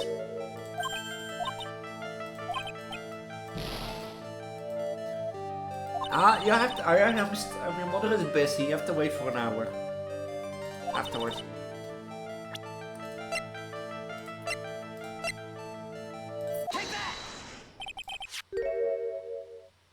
But in this general article, Pearl went back to Korean village and had it examined. Now I couldn't see how. What she discovered was that the urn had been broken again. Did you say again? Yes, it was broken 1 year ago, and now it looks like the same thing has happened. And quite recently too. Recently? Are you saying that this urn was broken recently? Yes, that's saying exactly. How do you think it was broken recently, and how do you know?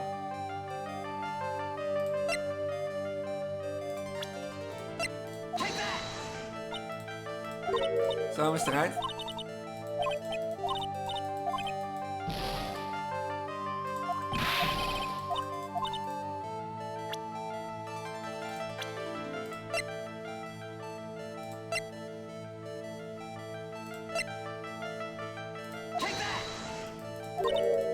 Okay. How am I supposed to sure it's broken again? Is it the vase? Is it just a vase? Okay. I need to find out why it's broken again.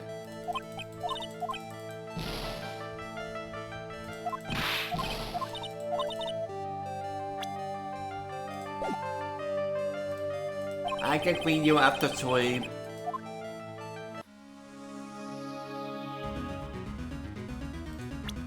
How am I supposed to sure it broke again? Or was it the paint? Because I think I have everything. I think I have everything to break the secret.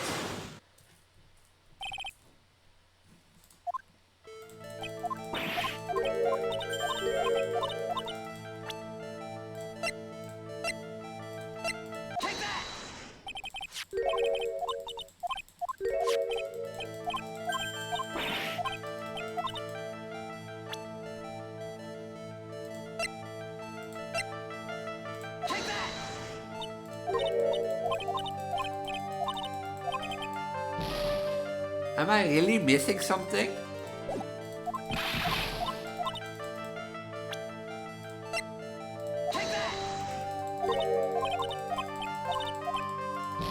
Damn. Can you punch her so that she gives up her secret?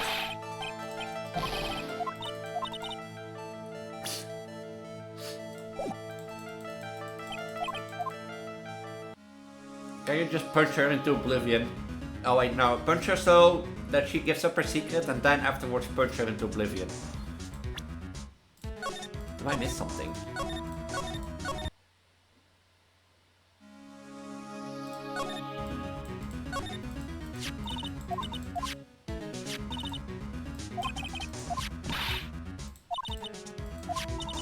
What was the vacancy you never knew was spent in the first place?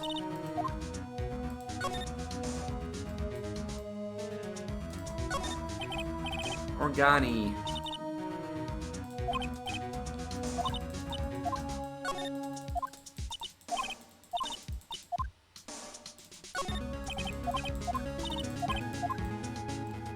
Says I have all the pieces.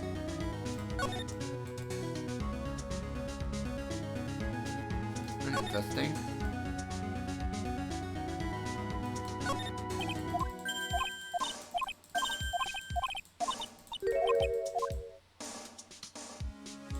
I feel like I missed something still.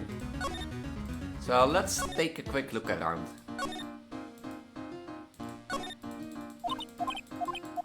No, nothing.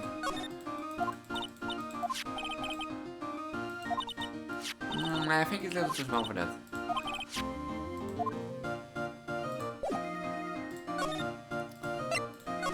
Now we came from here.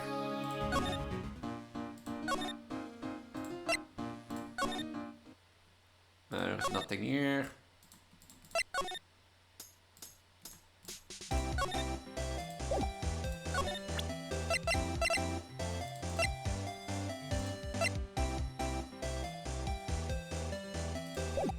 No, I think I have to break it, but how can I tell that it broke again recently? Wait, do I have like... No, I don't have Amy in here. Not Pearl?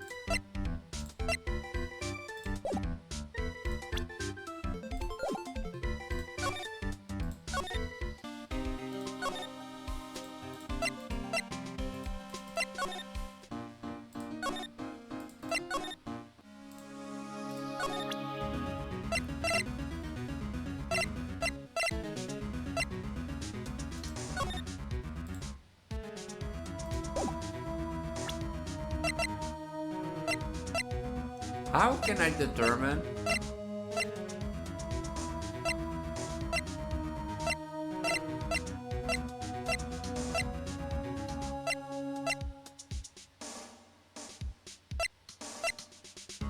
And it broke.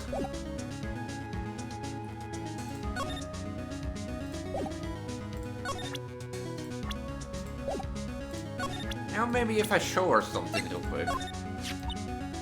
Do you please depth for what she did 7 months ago? Name spell she trained to be spirit medium. Dankjewel, fellow career woman, I salute her. Huh?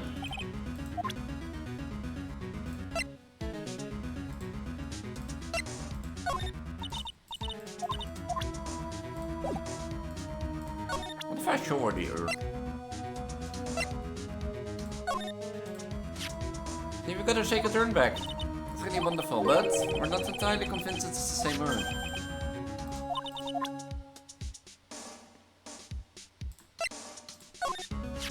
The magnificent book, you're not going to throw us off trail with flattery. I want to know about the paint on this box. Well, I'm sure I don't know anything about that.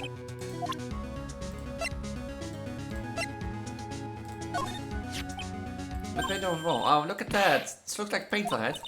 Isn't that funny? I've never noticed that before. That has to be the most pathetic acting I've ever seen in my life. I'm beginning to get very frustrated. Uh-oh.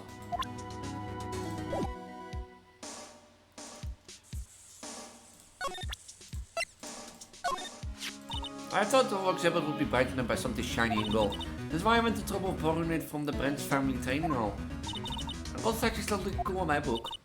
I arrived rather late, so I thought I wouldn't be able to put it on display. But by the way, it looked like the statue was moved on the night of the theft. You mentioned about that? I know, it certainly wasn't the move did.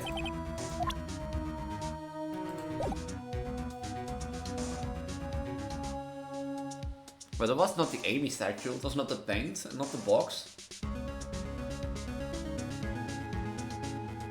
Huh? What is it then? Do I miss something?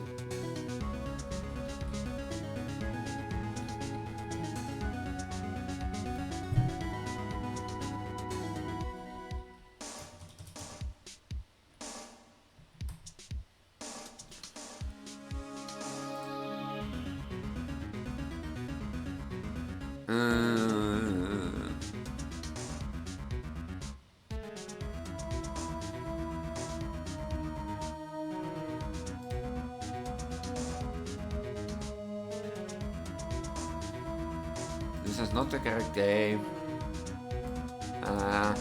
Phoenix Ride must...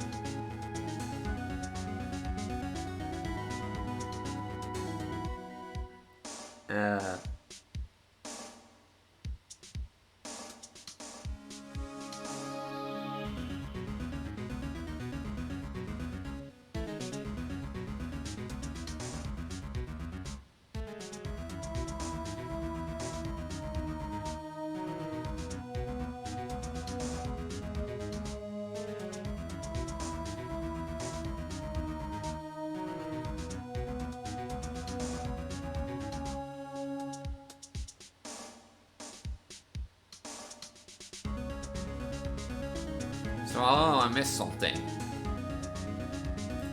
I think I missed something.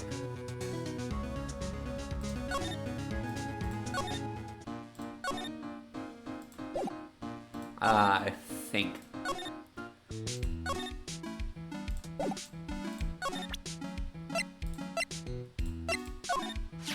I've got one second broken hole, so now you come to look any up yet. Why should I? I know if I should say Amy or I am on it anymore. And I've got the big pink polka dots on it that weren't there before. Don't think you're overreacting just a little? Overreacting, Nick? I can't believe you said that. I mean, it's like I got it. It's like if I came in wearing polka dots on my athlete costume every day and said, "Hi Nick, I'm Aya." Well, do you still think it's no big deal? Guess it would be a real disaster. You see, well, that's how I feel.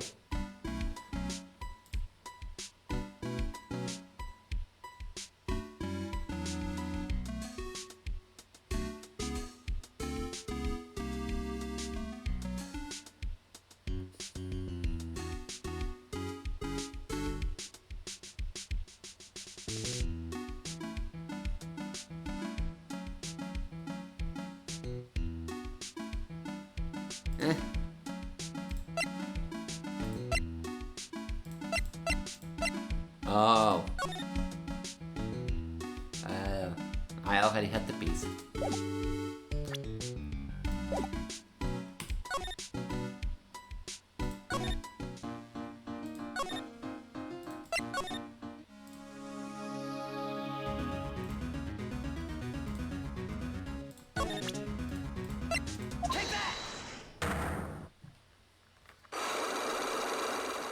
Completely forgot about the treasure exhibitor poster.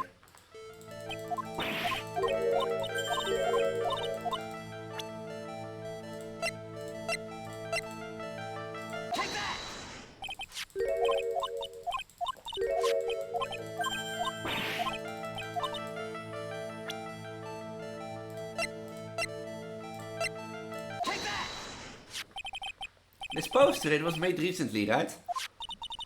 Poster? Ah, the poster for the exhibit. At the time when this photo was taken, the urn said I am on it. But now, for some mysterious reason, it says Amy. When the urn was fixed, the letters were transposed. I am? What does that even mean? I don't know anything about that. I was even there when the photo for this poster was taken. That was a mistake. Now, tell the truth. Ah, wait. 4. Even if the urn was broken, I had nothing to do with it. Huh? Yes, that's it. I must have been one of the people at the photo shoot. Probably dropped it. I'm sure that's what happened. I do have proof. Take that! Well, Miss Andrews. What's this supposed to mean? This urn has this pretty little pink plain spotches on it. Ugh. And there's some on the box the urn was stored in, too. No matter how you look at it, the paint seems to be exactly the same. What did you say? So, what does it prove? That urn was dropped along with the box. That's when they both got paint on them. Are you with me so far? Yes? The rest of the story is obvious. This box was dropped right here in Lordy Trailer's basement warehouse. If I can prove that, it means that the urn was broken here, too. So can you prove that? You know? Yes? Take that! Ah! I think you already know where I'm going with this, don't you? Yes, more or less. There's pink paint splattered on the floor and walls of the basement warehouse. But there's an odd shape imprinted into a part of the paint stained, am I right? Yes. If you put this box into the impression in the paint, you can see it fits perfectly. Which means the box was dropped right over there.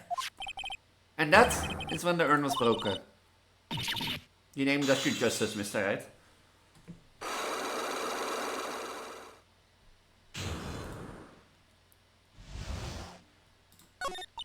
I'm so sorry, I was the one who broke the urn. I'm a terrible person. Not only did I break it, but I tried to hide what I did. Well, that's not so hard to understand, is it, Pearly? No, not at all. I know just how she feels. It happened about 2 weeks ago, just after the poster photo was taken on the same day the urn arrived here. I thought I put it away down here for safekeeping. I was carrying it in the box. When I tripped on a paint can and lost my balance. The box I was carrying crashed to the ground. I heard a terrible noise and I thought my heart was going to stop. Fearing the worst, I opened the lid of the box and then when it happened. The broken piece of the urn fell out of the box and landed right in the paint.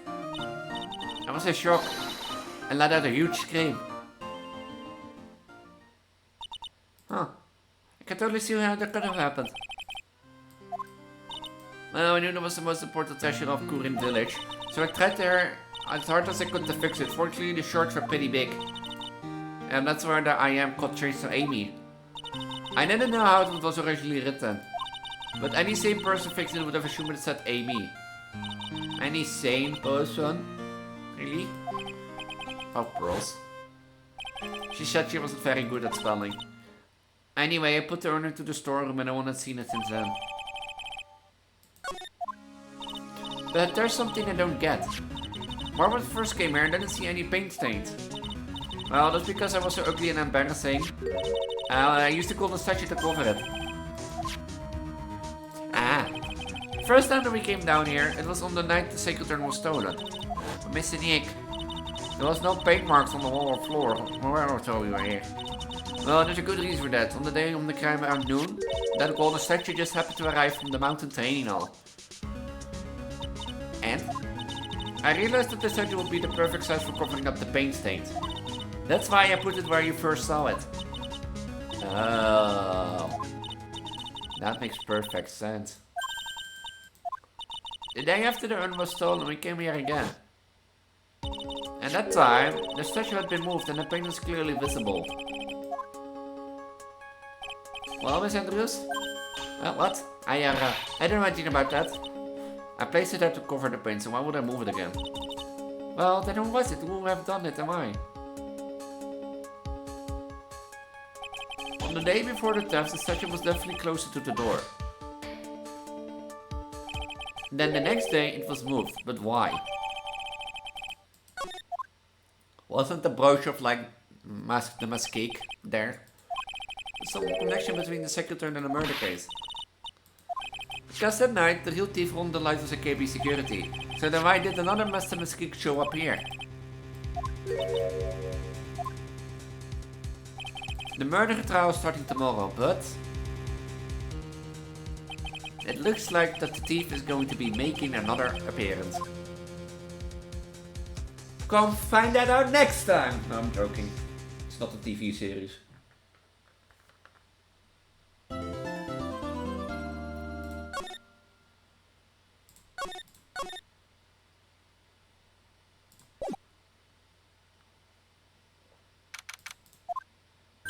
Hey Nick! Listen this time. Don't believe how many people are here for the trial. Well, it's a murder case. Why are you talking to? They're here for the trial next door. Next door? Why don't you know this, Nick? They're for Detective Attonery's trial today. Detective Attonery? They say they're going to try him as Master Mesquite. Already? That was fast. Boy, I love to see Master Mesquite's trial. I know. But wait, where's Pearls?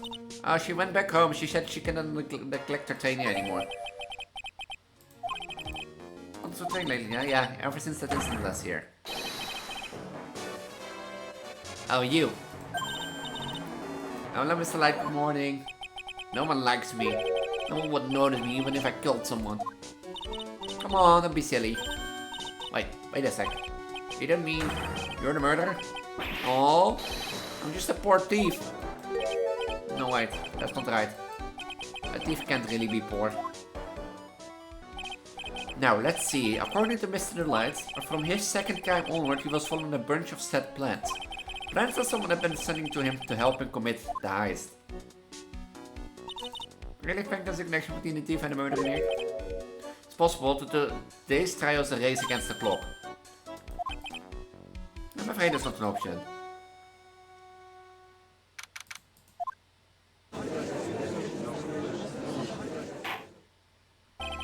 Court is now in session for the trial of Mr. Ron the Light. Defense ready, Your Honor. You're ready? Preparation is the last refuge of the week. Oh, settle down everyone. Let's begin with your opening statement, Mr. Godot. Ron the Light is simply too young to be set to war, that's all. I'm afraid I have no idea what that means, Mr. Godot. Does you need to get out more, Your Honor? Life is war, but that's exactly why you must be more precise in your wording. That's all my statements mean, you understand now, right? Yes, well then, let me briefly summarize the details of this case. The victim is Kane Bullard, CEO of KB Security. His body was found in a safe at approximately 9 AM on the morning of the 13th. However, the time of death was estimated at 1 AM of the previous day. And that's when our little lost kitten dropped the ball. The little lost kitten, of course, the defendant. Very well then, Mr. Godot. Please call your first witness. I never drink more than 17 cups of... 17?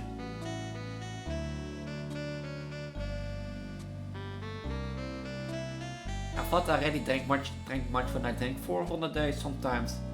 I normally drink 2 and Emma's like, no more than 2 cups of coffee, Elise, on the day since you're pregnant, huh? And we're like, okay, I'll promise. But 17? But the first one is always the best. Mr. Godot, your witness? Okay, then let's hear what the defendant, Mr. Ron the Light, has to say for himself. Oh, Mr. Wright, does this defense have any objections? Maybe a bit of a disadvantage having the defendant testify, but... I remember when Maya was defending me. She allowed me to testify so she could do the cross-examination. She put a lot of trust in me back then. We have no objections, Your Honor. The defense will allow Mr. Light to testify. You've got guts, right? Alright then, Mr. Ron the Light, please take the stand.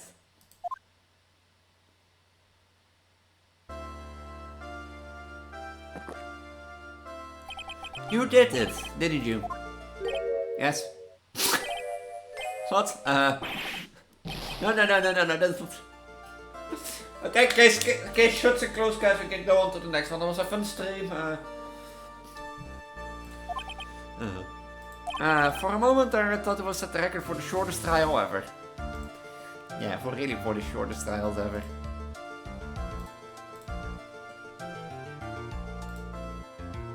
I really thought we would do.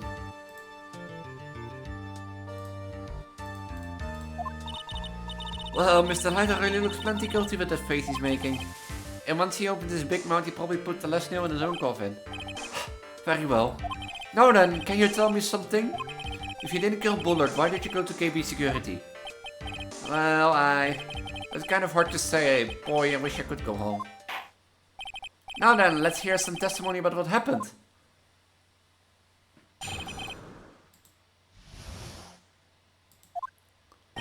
That evening around 1 AM, I went to see Mr. Bullard in his office at KB Security. The blackmail letter I got had ordered me to get there. It's been working for KB Security until a year ago, so I knew where his office was. 1 AM, that's the exact time the murder took place. The weak get brushed away by the tides of fate. The strong drink it up. Ha! It's better today, too, just like my destiny. Mr. Wright, your cross-examination if you please.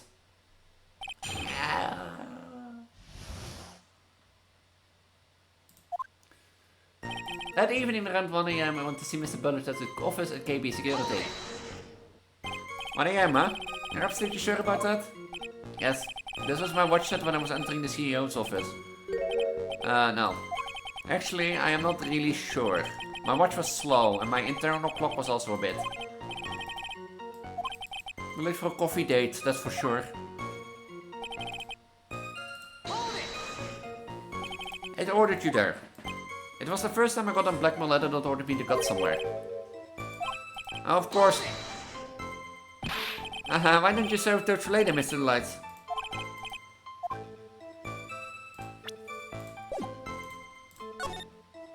So what did the blackmail letter in question say? It said to bring 50,000. Money, huh? The perfect motive for committing murder. Oh, but wait. I never intended to pay the money anyway. Well, is that right? After all, he had nothing to hold over my head. I had nothing to be afraid of. Important point indeed. Witness, let's have that added to your testimony. Huh.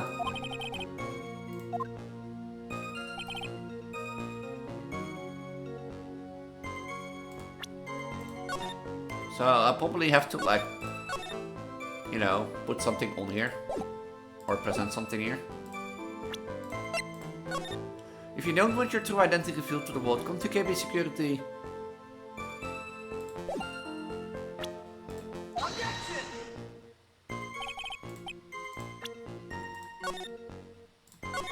That contradicts because it has something to reveal. Just what were you being blackmailed about anyway? I sure was referring to the whole Mr. Mesquite thing. But I wasn't worried Mr. Bullard didn't have anything on me. He didn't? Anyway, I don't care what anyone says about me. Just as long as Desi believes in me. Didn't believe he was Mr. Mesquite. Well, you knew they were just hollow threats.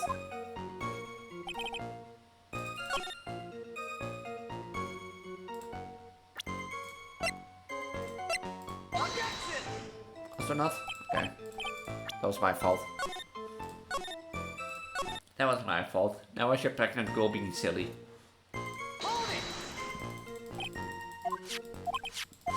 Mr. Mesquite thing, yeah, blah blah blah.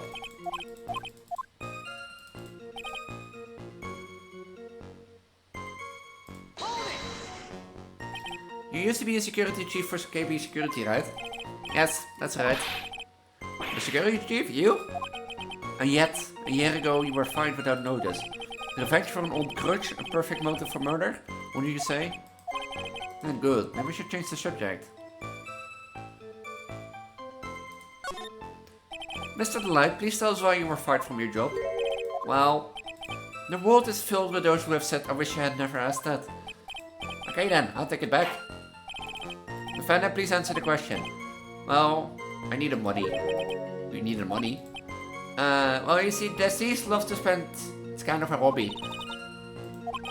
My salary wasn't nearly enough, so I sold data from the company. Come again?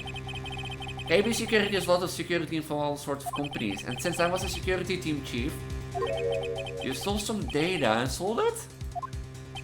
Mr. Bullard found out and I was fired immediately. What? I was somehow able to keep it a secret and made it seem like I quit on my own. Someone who brings harm to their company is fired as punishment. You don't want to remember that. So you admit that you stole data from your company, is that correct? Yes, I'm sorry. This is a very important fact, please add it to your testimony.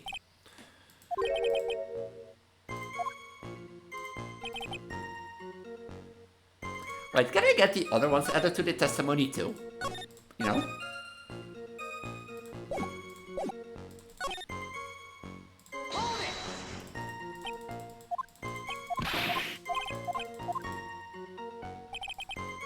Oh. Why would you do something like that? Well, for Destiny's hobby, what else?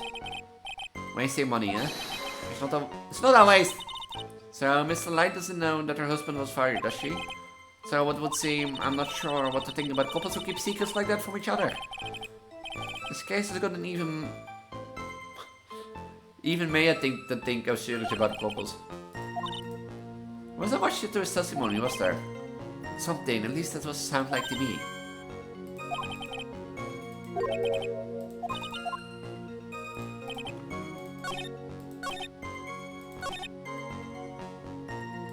Wait.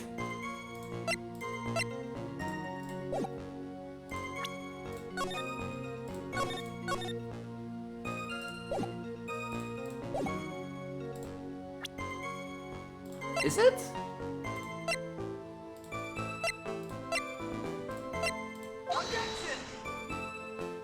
Oh.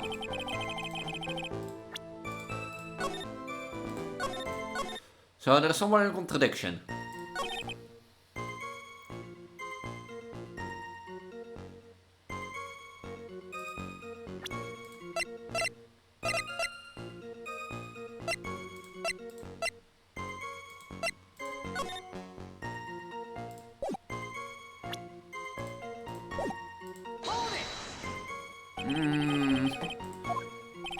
Well, voor Destiny's op iets wat else. Wasting money is not a waste.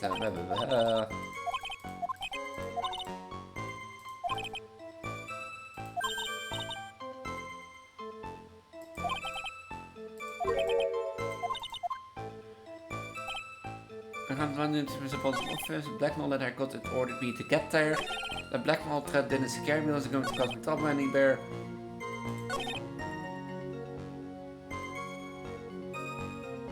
Seriously. The master must kick thing. His identity.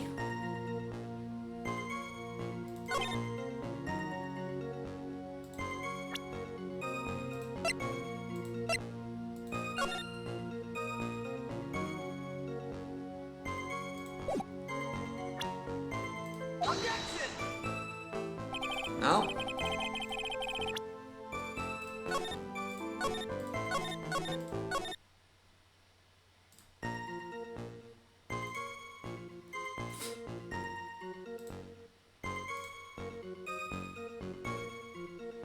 What would it be?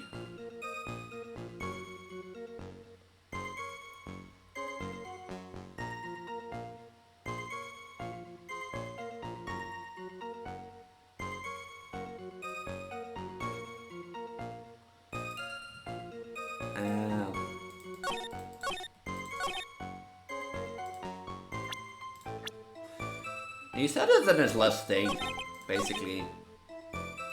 No, that makes sense. That makes sense now that I think about it.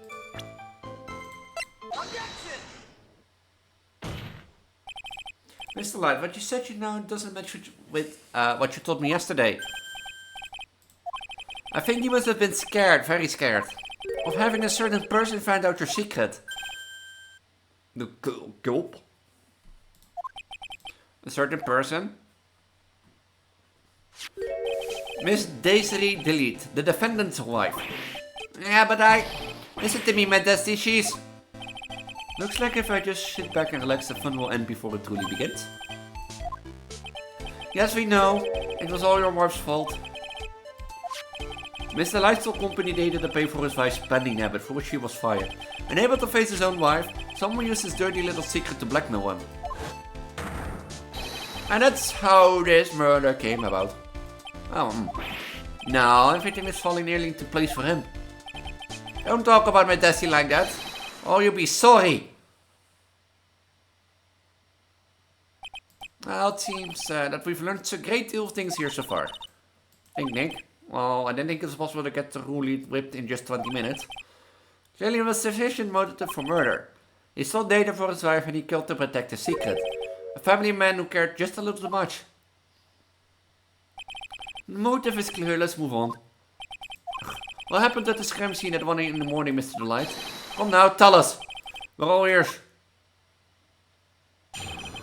At the CEO's office.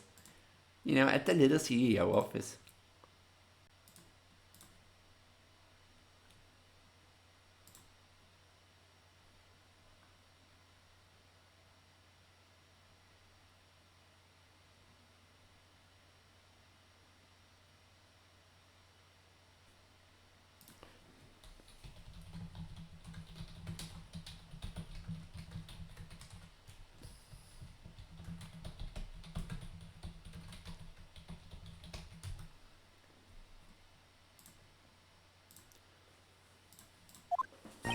When I entered the office, there was a suspicious shadow there.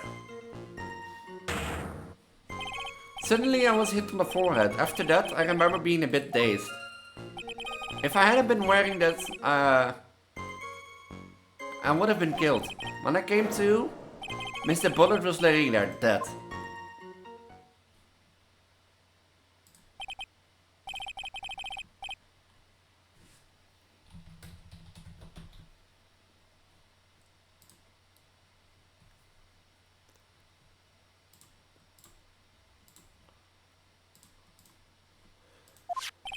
I believe the detective from yesterday provided similar testimony. He said the master mistake stuck him on the head from behind. Of course, his enemy turned out to be the culprit himself. It was all a lie. No one's going to believe a pathetic lie like that. What are you saying? I really was attacked. We'll find out if you say it's true or not during the cross-examination. Got that, Mr. Truit? Don't go easy just because he's your client. If I see any sign that you are, I'll treat you to another cup of my special blend. Don't worry about that, Mr. Godels.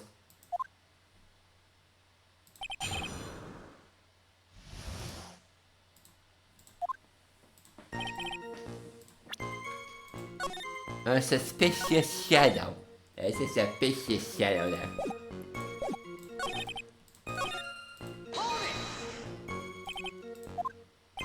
It was a test of me, and even one who told you trust me. 1,000 of you don't know even then. The victim of Bullet at the time. What do you mean by how was he? Well, was he already dead? Was he still alive? Maybe he was the one who hit you in the first place? That's a good question. What do you think, Mr. Red? Forget it. Suddenly I was hit on the forehead. After that I remember being a bit dazed. Your forehead? Yes, I was hit on the forehead as soon as I entered the room. It was an amazingly fast and powerful attack. Well, like I said, it was a fast and powerful hit. So I think I was a little dazed for a while. If I was attacked myself, I was knocking some sense back into it. If I hadn't been wearing that, I would have been killed. That? Could you please clarify what you're referring to? My Master Mesquite costume, of course. Wait, just a moment. Master Mesquite? Oh, did I forget to mention it before? Just to be on the safe side, I dressed as Master Mesquite. And then I descended upon the office of the CEO of KB Security.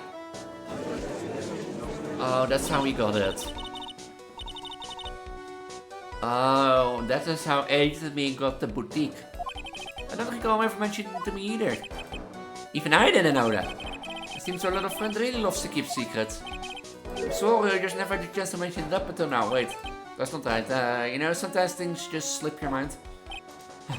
My sixth cup of coffee is starting up at me coldly. At any rate, we can't ignore this new piece of information. Witness, correct your testimony.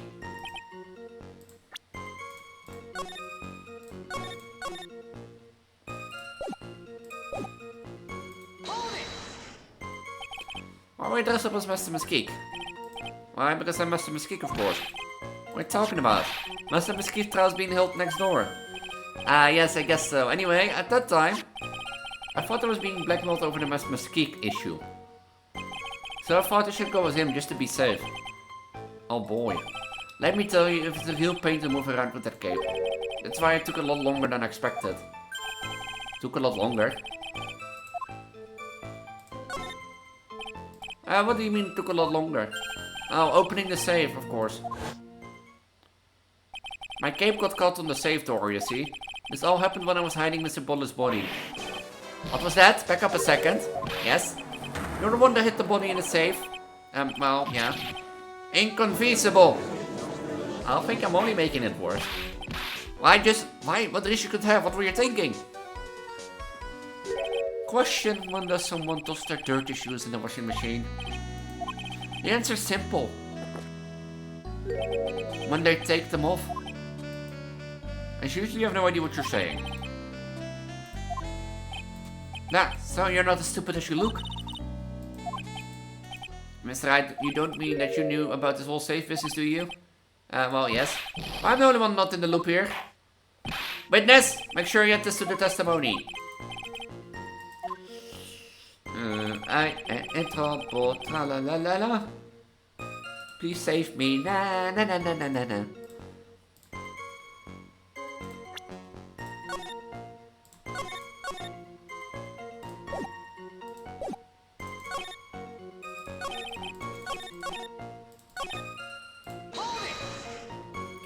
When you came to... Yes, I was passed out in the corner of the room. Do you know what I certainly made to escape into where? I'm afraid that I don't really remember. Once they hit me, I lost all track of what was going on. I think it was when they made their escape. It's certainly a convenient story for you, isn't it? It certainly isn't it. Mr. Hyde almost sounds practiced. I don't know why you're telling me.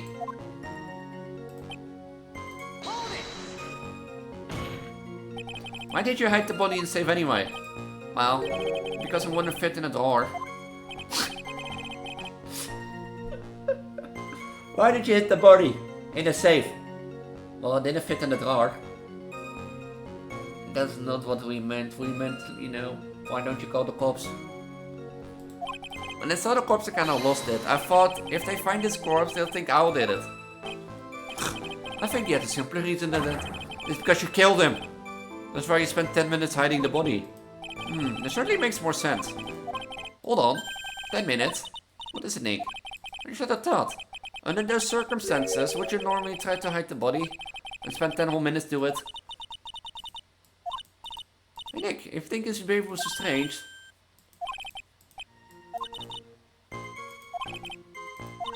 I'm actually still hiding something.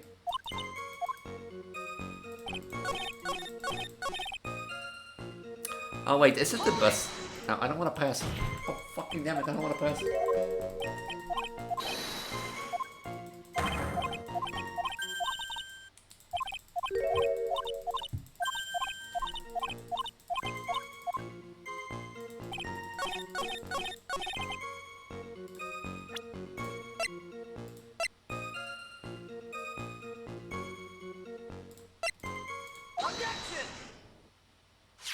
Your Honor, could you please take a look at this record? Might this be? The record for the emergency buzzer that connects the CEO office to the security. If the button in the office is pressed, a security team is supposed to come running. And according to this record, the buzzer was pushed once at 1:02 AM. What? If Mr. Dornblight truly was the murderer, he would have ran as soon as the buzzer sounded. After all, a security guard would have been heading his way. Ha, let's remember who we're dealing with here. We probably had no idea there was security personnel in the building. Up until 1 year ago, my client was working as chief of security. There's no way you wouldn't have known about them. But, as it turns out, the guard never came. There was nothing more than a coincidence. The fact that the guard was a pathetic loser, who had just gotten punched in the face by his ex-new boyfriend, and wasn't anyone in the vicinity was not something Mr. Light could have known. Ah, again, remember who we're dealing with here. It's sure bet that Mr. Light didn't even notice the buzzer going off. The buzzer is extremely loud. There is no way he could have ignored something like that. If he had been conscious, that's it. Conscious? What do you mean by that? Ugh. Fine, let's hear your theory. I called the defendant's testimony. The moment he entered the victim's office, someone attacked him. Mr. Delight said he felt dazed. I'm willing to wager that he was knocked unconscious for at least a few minutes. Unconscious, so he fainted. That's why Mr. Delight didn't know that the buzzer had sounded. And that's why he thought he had time to hide the body. So what are you trying to say? Mr. Delight was knocked out, and the buzzer went off soon afterwards. No, unless my client was able to hit the buzzer while he was unconscious. It can only mean that there was another person in that room. That's right, whoever it was, they knocked out on the light and then pressed the button.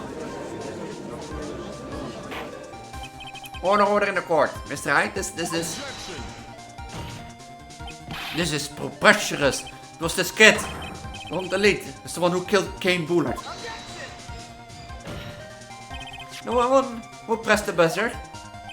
It was the victim, of course. He pressed the buzzer when the defendant attacked him. He didn't die right away. He must have held on long enough to push the button. Ugh. So Kane Bullard surrounded the buzzer himself. What is your opinion on this, Mr. Hyde?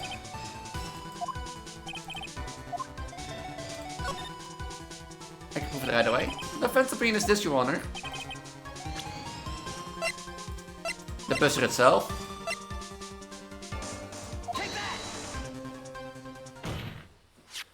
I believe this is the piece of incontrovertible or incontrovertible evidence you were looking for.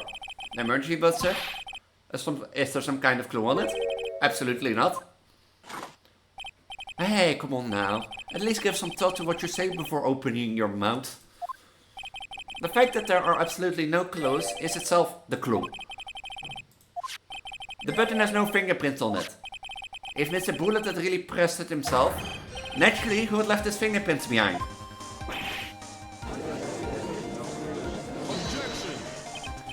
Ron the light obviously whipped them off.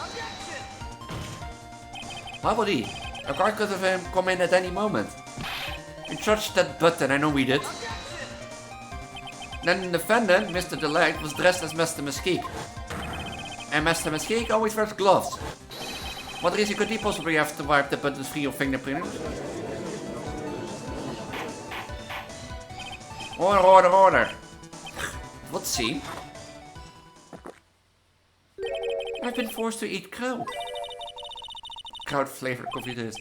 However, if the real killer was there at the scene, why would that person press the emergency buzzer? Shouldn't they have run away without putting themselves in extreme danger? What's with this awkward silence all of a sudden? Ha! Looks like you're fresh out of paler tricks. Now on to you, Nick. Just give me a minute to collect my thoughts. The real culprit killed Mr. Bullet at around 1 AM. And Mr. Delight just happened to waltz in when the murder was taking place, right? The killer clobbered Mr. Delight and then sounded the buzzer. Even though security was supposed to respond right away when the buzzer was pressed. Security was supposed to Time's up, Mr. Wright. Let's hear what you have to say. Oh ho ho, you got some guts. I like that in an opponent.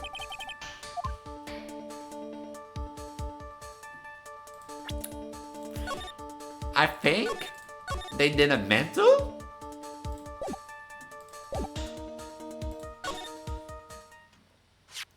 They kinda knew that if they pressed the button, a guard will come running. And that was exactly what they wanted. Yes, although as it turned out he never showed up. Ha! What a touching story. You're saying the killer had a change of heart and called the guard to turn himself in? No, I'm not. When the buzzer sounded, there were 3 people in that office. The victim, Kane Bullard, who was already dead. The defendant, Ron the lead, who was out cold. And the 3rd person, the real killer. Hypothetically, yes. Now then, if the situation if the real killer made an escape, what would happen? The only one left in the room would be the victim and Ron the lead. And if any security guards came running in at the time, then I think I was the murderer. This was precisely the real killer objective. The frame Ron the lead for the murder.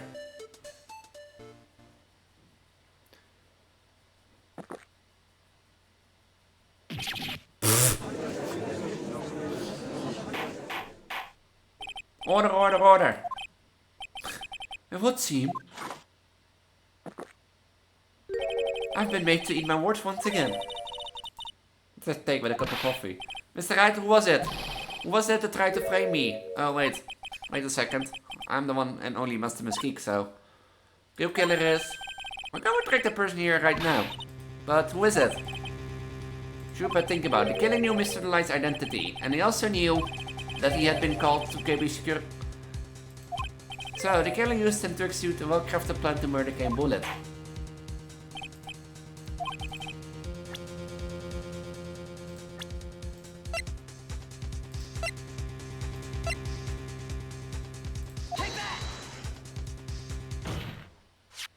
Detective Luke Attonery. He's the only one who could have done it. Ace Detective? Luke Attonery? You mean Master Mesquite did it? Your Honor, the person being tried in the court next to us is not Master Mesquite at all. He is actually the true murderer of Kane Bullard. Order, order. Mr. Wright, explain yourself. Theft and murder. Which is the more serious crime? Leave it close. Murder is the more serious crime, of course. It's a capital crime subject to a capital punishment. Please remember the trial from yesterday if you would. When Luke Attonery confessed, there was a huge commotion in the courtroom. Of course, the famous detective was arrested as well as Master Mesquite. Instead of being convicted of murder, he was found guilty of grand larceny. That was his true objective all along. To be found guilty, Master Mesquite had the perfect alibi for when the murder took place. He was stealing the urn at Lordy Taylor.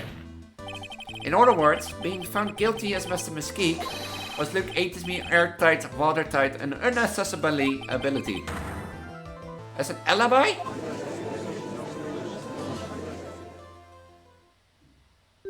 You know, it's almost time. For what? For Luke's Attonery verdict. It was a pretty simple trial after all. If we're going to stop this trial and stall that one, we need to do it now. Of course. That's assuming you have proof that the detective was the one who committed the murder. This Luke Attonery trial has indeed attracted the attention of the entire country. If we were to interrupt and fail to provide accurate proof of his true crime, Mr. Delight will be left with no ground for appeal. But it's only good when your life's at stake. Mr. Delight? So, please. I'm begging you. Thanks, but my decision will determine the rest of your life. Can I really risk your life like this? Phoenix? What? Don't stray, Phoenix. For your client, take the path of trust. The voice sounds like... Mia! Your Honor, the defense requests an immediate recess. Answer, huh? Very well, as decided as well. The court will now take a 20-minute recess. Mr. Wright, when we return, please summon Miss Luke Attonery to the stand.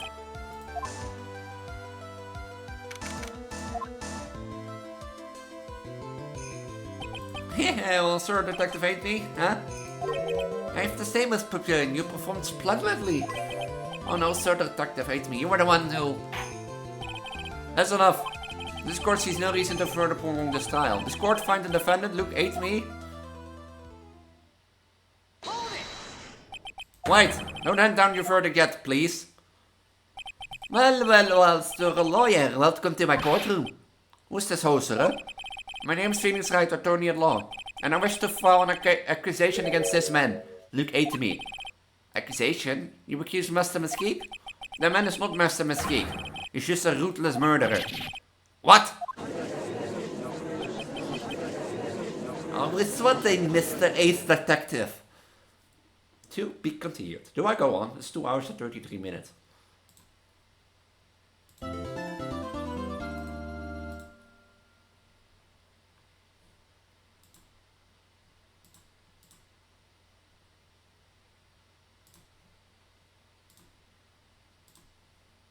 Yeah, let's go on for like a bit. I think I could clear this trial today. I think I could clear it. And then we have a new case next time. My sis? I could have sworn I heard Mia's voice. So then she's still alive inside your heart. Nicky boy. Oh, Mr. Light. Is it true the detective is the real killer?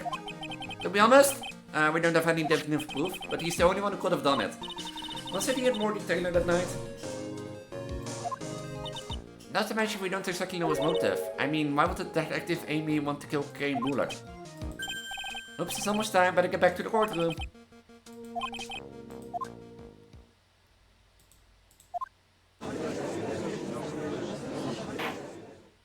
Now then, the court is back in session. Miss Luke 8, please take the stand. Well, how do you do, sir lawyer? I never would have thought to see you acting so recklessly. I'm gonna let him down your verdict just yet. No one would have given you a perfect alibi. An alibi by the name of Master Mesquite. I'm sorry, I'm afraid even the great Luke Amy has no idea what you mean. Of course, I have been in the next courtroom ever since 10 o'clock this morning. I'm afraid there's no way I could have known what's been going on in here. You've been in the defendant's state all day long, correct? Being tried as Master Mesquite? Indeed, it is truly child's play to fool the ignorant masses. Not only did the poor fools ask me to protect their valuables, they even gave me a generous reward for returning their own property to them. Take this red diamond ring that sparkles upon my divine finger, for example. So I continue to insist that you're in fact Master Mesquite. Of course!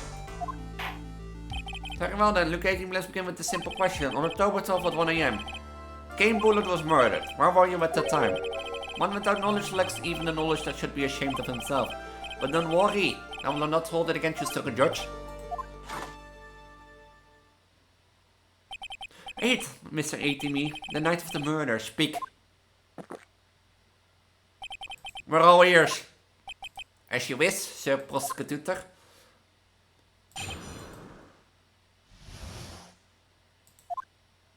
I was stealing the earnest Master Mesquite, just as announced I would. I have more than enough time to prepare. It was a pathetically easy job. A photograph contains no word, but in case no one turns out to be my witness. The time at which the camera captured Mesquite was the same time as the murder.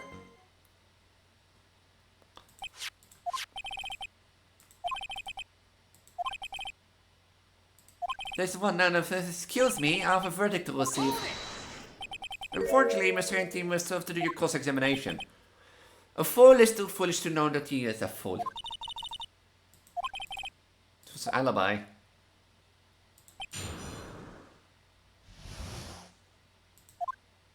I was stealing the earnest Master Mesquite just as announced I would.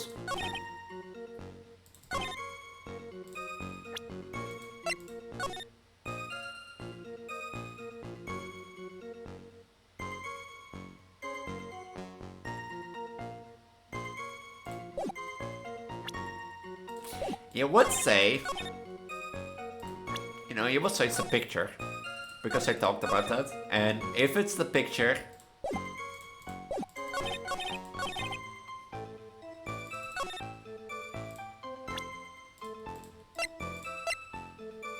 would have pink on it. Okay, it's not that. It's not that. Damn it.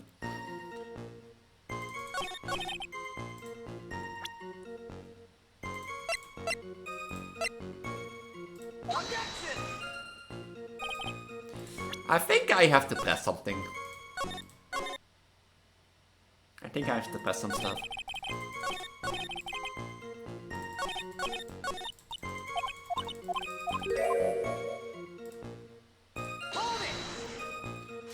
So the photograph and the proof is correct. Indeed it is. And the man in the photo is certainly wearing a mask. That's why I'm called Master Mesquite. But conveniently this also means there's no way to tell who this really is. Objection! Are you saying that this is not in fact Luke 8 to me? This could be an accomplice dressed up as Master Mesquite to create an alibi. Oh, what an interesting idea. Are you saying that Lone Wolf looks had an accomplice? No, I don't think you had an accomplice.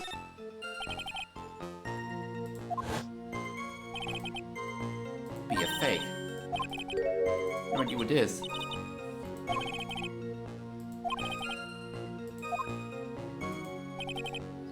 Time to prepare, it was a pathetically easy job. I believe Adrian Andrews hired you at one point. That's red. That was over 20 days ago, if I'm not mistaken. You sent the calling card to Lodi Taylor 10 days before the heist. That would mean you sent out the card after you began your security watch, right? Indeed. There was no reason why I couldn't do both jobs at once. It was the perfect opportunity to see my latest target. Evil, aren't you? Yes, evil is what I am. What about this? Huh? Detective 18 was always proud of his ace detective skills, right? But if the urn was stolen from Roddy Taylor while he was the only one watching, you have no way to maintain his perfect ace detective pose now.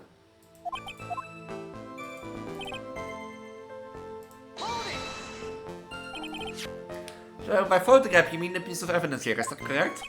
Indeed it is, that is. The very thing that proves I committed the crime.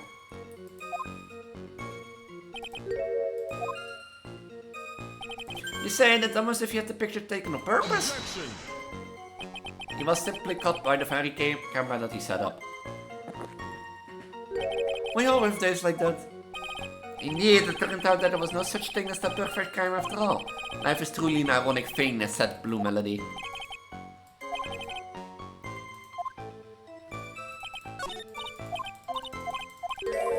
The photo has to be fake.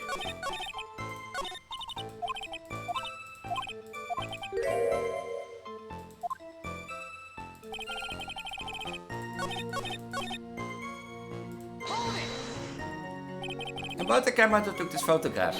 Oh, come now, it's all too clear. What are you thinking? Huh?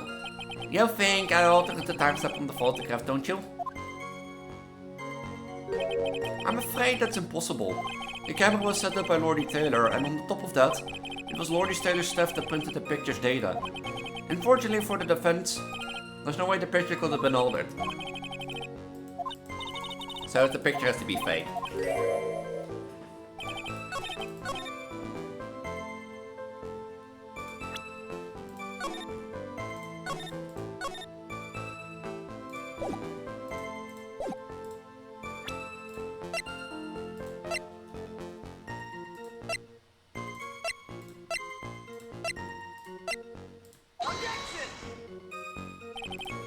No. So the picture is either fake, which is not possible, so the mistake has to be fake, but then he has to have an accomplice. But who would have been his accomplice?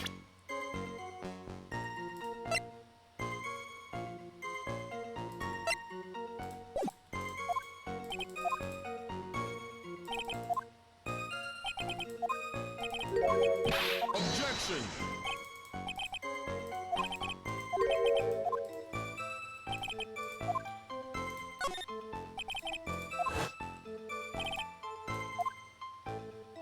Exactly, yet an accomplice.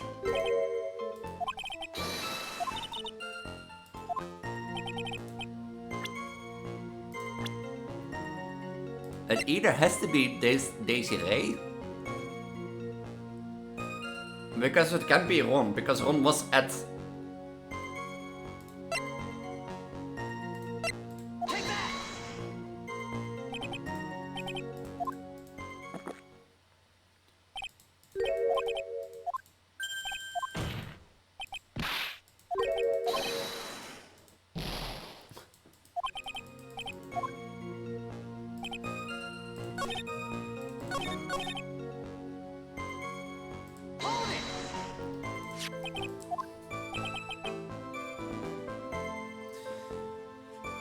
Like, either the one in the picture is correct,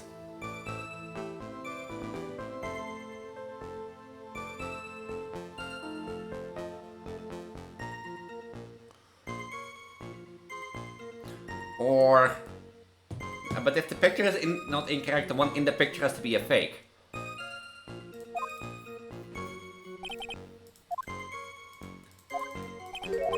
Objection.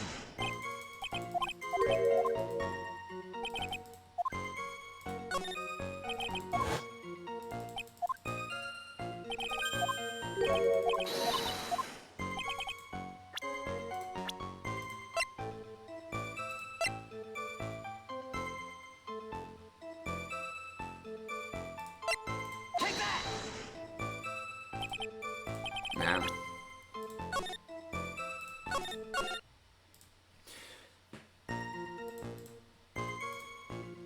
Like, it has to, as they say, it has to be either the picture or the accomplish. So...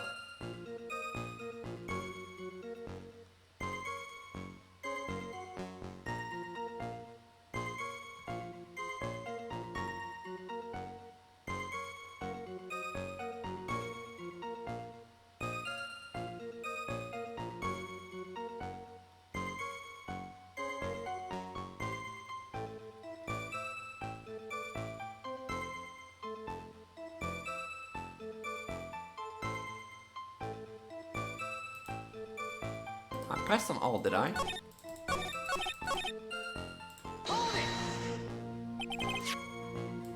It's correct. Indeed it is. That is the very thing that proves the crime. What try I provided an movement? It means I could have not killed Cable unless I had accomplice.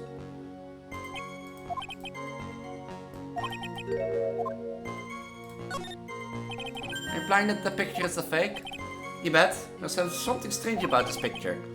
We took a look around the basement warehouse the night before the theft took place, and there's something in this photo that doesn't match.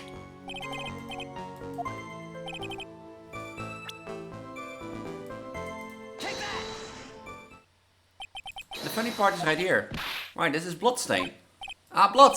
Now in this case again interesting. The stain is actually pink paint. From blood to pieces you just sure love colors and will tangus. Problem with this photograph is not the paint. The problem is when you consider the layout of the basement warehouse. Turns out that something that shouldn't be there is nowhere to be seen.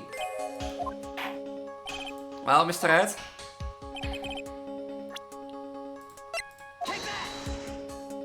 The statue.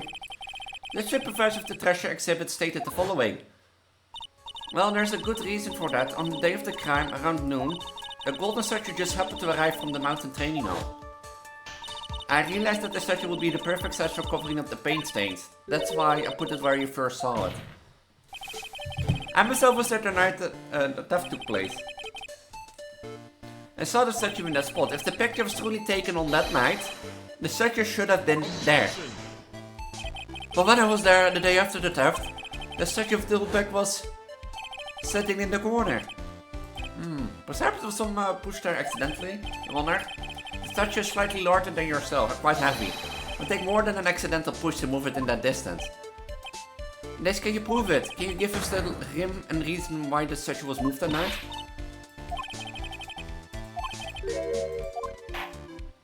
Well, Mr. Wright, I hope you prepared with your answer. Now then, who was the one that moved the golden statue on the night of the crime? Well...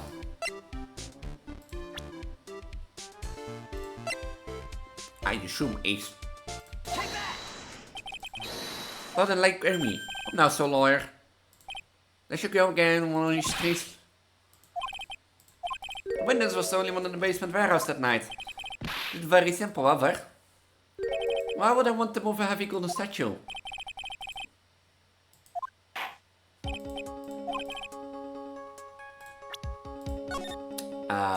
Was it not the height?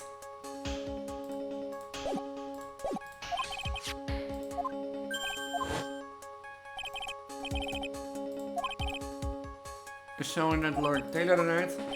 This photo contains a single fatal flaw. Single fatal flaw?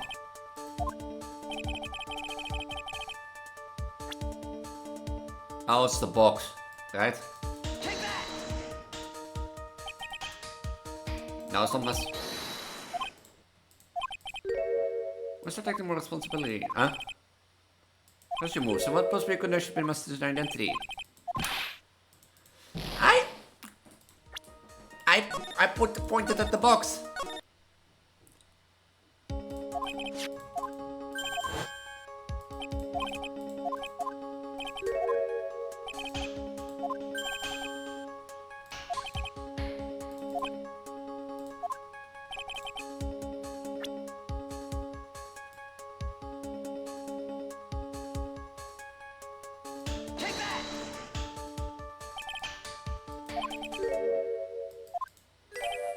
Off to Gold Liar.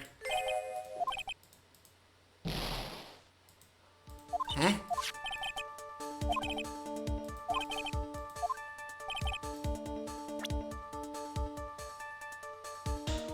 Oh. Wait, is it the time? Take that!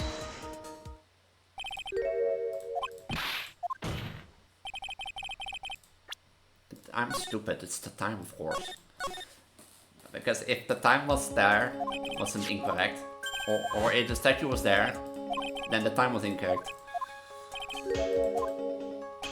Or the statue was taken before, or the photo was taken before the statue was there.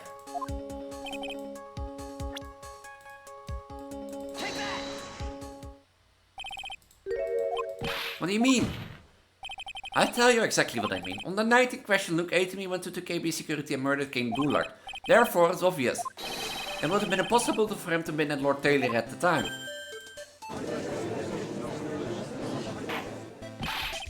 But what does it have to do with the statue being moved? Remember, if you will, Your Honor.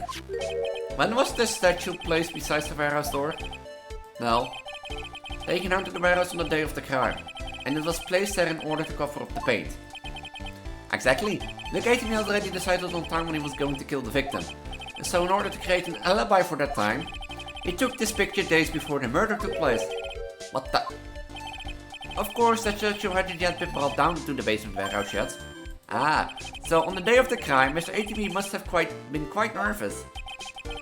As nervous as a long-tailed cat in a rocking chair factory, so to speak.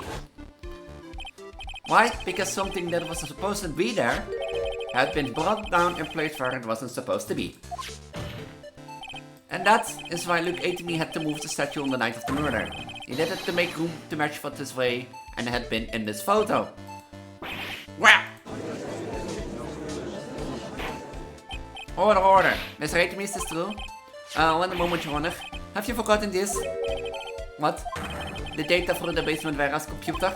According to this, the camera did indeed go off on the night of the crime. If true that the camera has been set up by the Lord Taylor staff. However, the program used to manage the data was yours. That alone was allowed you to tamper with the data. Ah! Order! Mr. Godot, what is the meaning of this? Here he goes again, taking his 16th cup of coffee. My 11th cup. Oh. I've promised to drink no more than 17 during a trial. Which means I'm still good till the last drop. Good point, a good point. So what? We are all but travelers on the road of infinite points. So you say this photograph was taken ahead of time, and that the statue was moved in order to make it match. This is a very interesting idea, however. There is one point that can be denied. Which is? That is only a possibility. Men that are trapped by the chains of maybe can never reach their dreams. That's very true, no way, don't fall for that, Your Honor. Hey, Mr. Damask.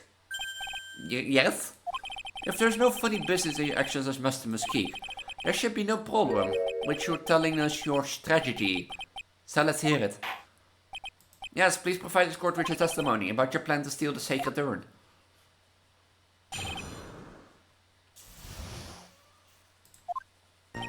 I first received a request from Lord Taylor about 20 days ago. The urn was placed in a box and therefore it's sent to the warehouse. Hence, I was actually unable to see the urn for myself until the day of the crime. I knew it was an extremely valuable treasure, so I sent my card 10 days beforehand. I then handle security by myself to ensure that my crime would go smoothly. At last, I held the urn in my hand for the first time at 1 AM on October 12th. That's pretty much all stuff we heard before, isn't it? Yeah, but we will find the truth hidden in the nuggets of new information he gave. Xavier!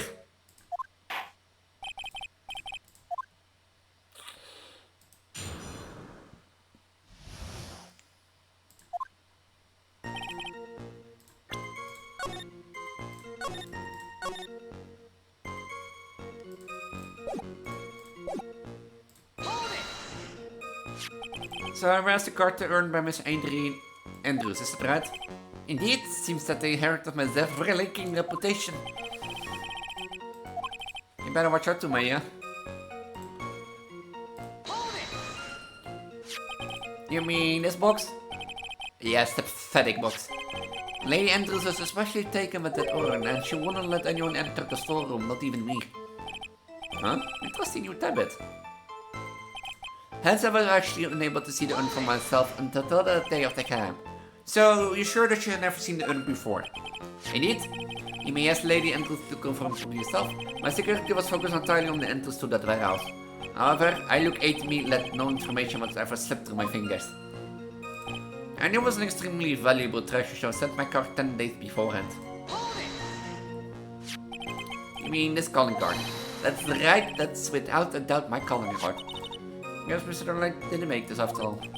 Of course, because we knew about the emblem. That test could have been child's play for them. I then handled security by myself to ensure that my crime would go smoothly. No one entered the basement warehouse. Unfortunately, there were many different treasures being taken there. Thus, for a period of approximately 5 days, people were indeed going in and out of the warehouse. Unless I held the urn my first time at one exam October 12th. And this is a photo that proves that. Indeed, to be honest, even if a photo was taken, I didn't think it would matter terribly much. Hey Nick, if this photo is fake, Detective 18 might have stolen an urn wherever this was taken. That's true.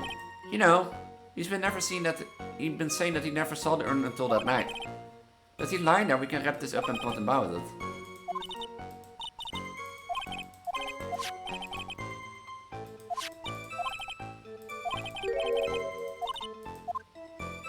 So, you've never seen the urn, and I have to get him on that.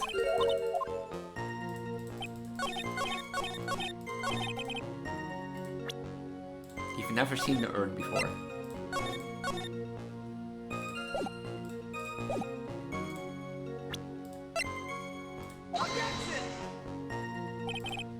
No.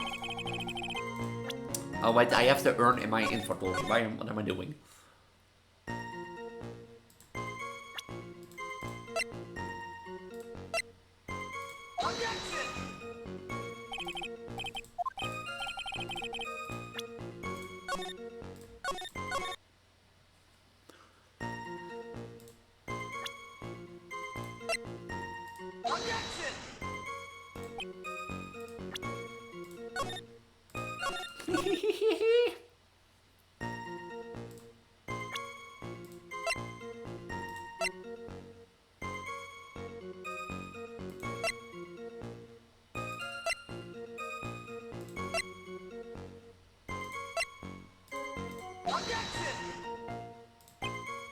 I think I'm in the wrong way, to be honest. Like, I have to prove to him, or I have to prove that he did saw the urn beforehand. That's the thing I have to do. Because apparently it says to.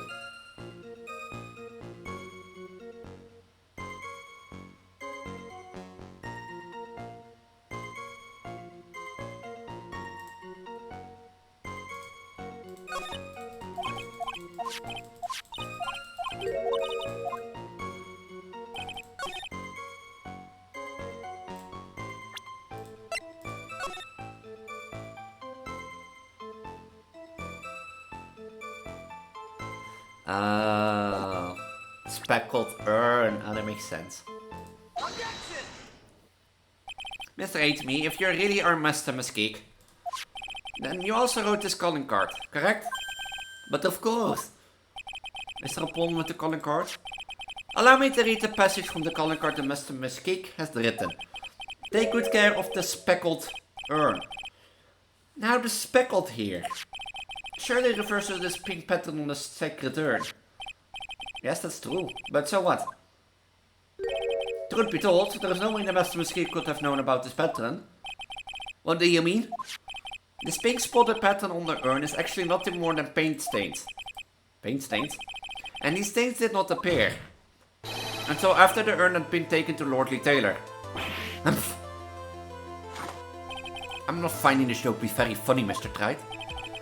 The day the sacred urn was taken to the warehouse, the urn was broken due to human error, or should I say an error-prone human. And this was when the pink paint got on the urn. You can be serious. And yet this calling card clearly mentions the paint pattern.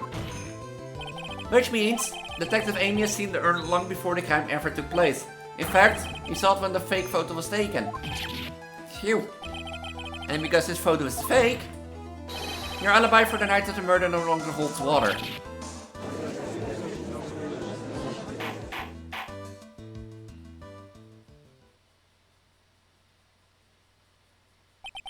Witness, do you have anything to say for yourself? I think it's still a little early for the victory pose, huh?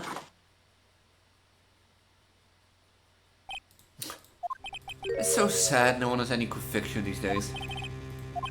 Yesterday we all decided unanimously that Mr. Man was Master Mesquite, and now we're calling him a murderer. You don't think we're being a tad fickle? No, I don't fall for that too, Your Honor. You say look at me who's the one who killed Kane Bullard. Let me ask you this, why would he do that? Hehehe. An excellent point. Motive, Mr. Right, motive. Might you my merry murderer's motive manifest? Get a second win. If he prepared an alibi and pinned his camera on the lead as you say, he must have a very strong motive for murder. It is on the light.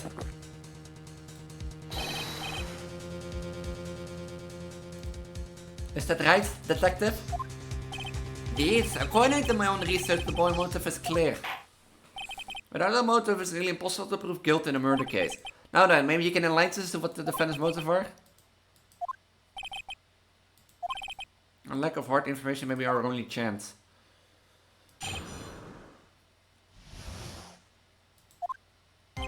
I look at me had no point of contact with the victim whatsoever. Kane Bullard decided to investigate Mr. Mesquite or simply mistook who he was. It was Mr. Bullard who wrote the blackmail letter and sent it to Ron Delete. And it was again Mr. Bullard who harbored the grudge against Mr. Delight for his betrayal. Mr. Bullard's mistakes is quite excusable. The defendant truly believes it's Mr. Mesquite. That's why Mr. Delight thought fit to kill Kane Bullard. Truly a tragedy. So the victim Kane Bullard blackmailed the defendant. This is the blackmail letter from the defendant's apartment. And the handwriting test confirms that Mr. Bullard was indeed the one who wrote the letter. What? Very well, Mr. Wright. Begin your gross examination.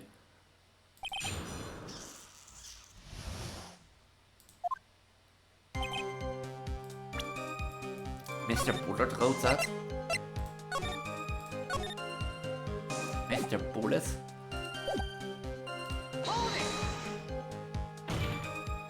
And no one in the world is going to prove that? I will.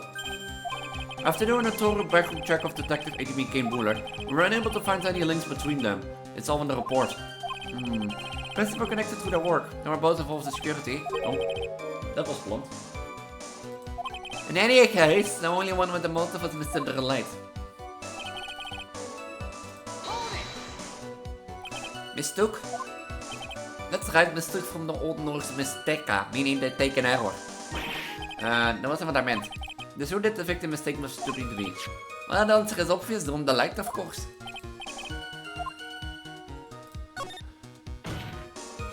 Why would the victim mistake the defender for Master Mesquite? Don't you already know that? It's over here. Take a look at this newspaper.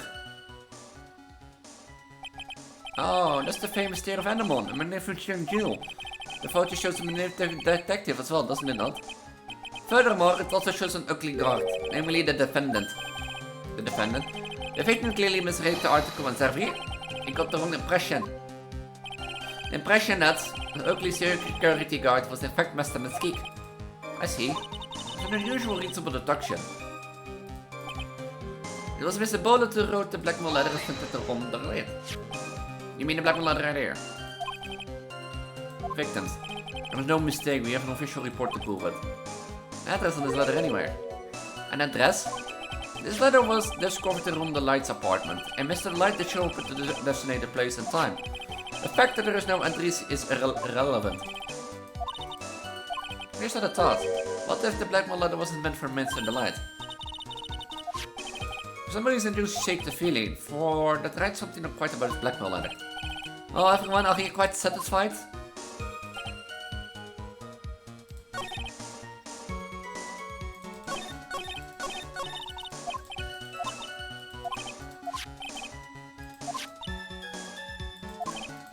present for more testimonies.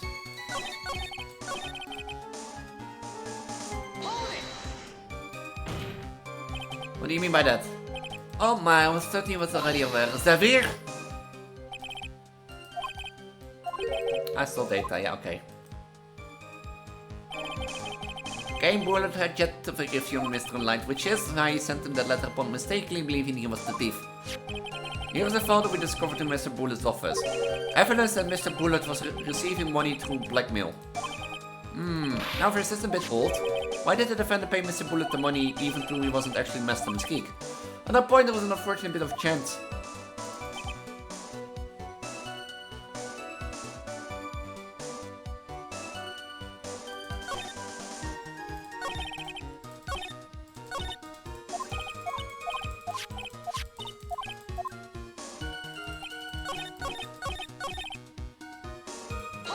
That case was with items Mr. Mesquite stole. I certainly is not merely my own.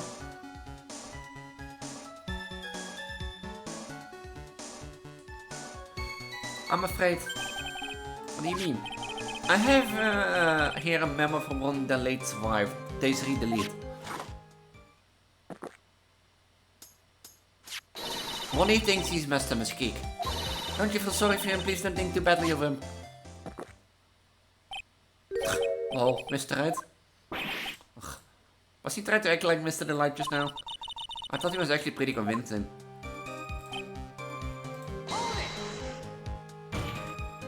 No, that's just imagination talking. Come now, Sir Lawyer. I'm afraid imagination isn't the right word for it. This is deduction, the rest of carefully applied reasoning. It's a long story and I better save for another time.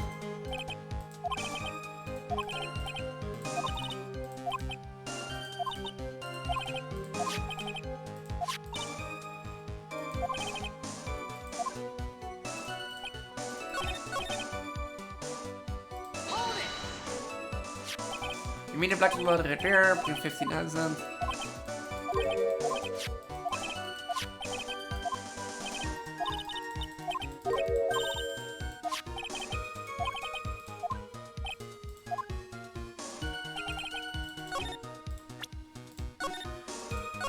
Do I have to show the blackmail letter here?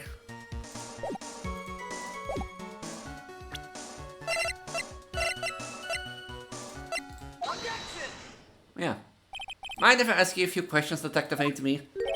Well, if it's just a few, I guess it's alright. Now you said that this letter was addressed to Ron the Lead. I couldn't help but notice one major contradiction. Contradiction? I don't know a walking contradiction like you guys are saying things like that. You don't want to talk? At times like these, men are made to express themselves with their fist. Why don't you show us what you've got there, Junior?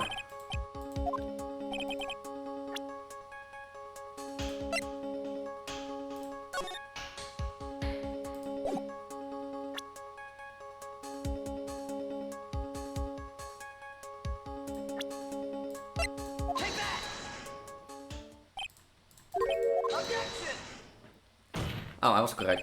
I think you mean 1-2 punch.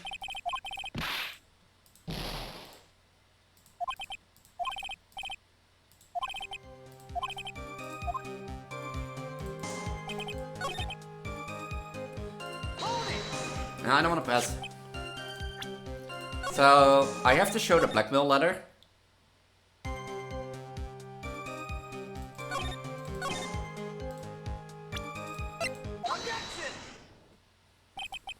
Two questions, Detective A. Well, if I just refuse, guess it's right. That's on the lead, one major contradiction.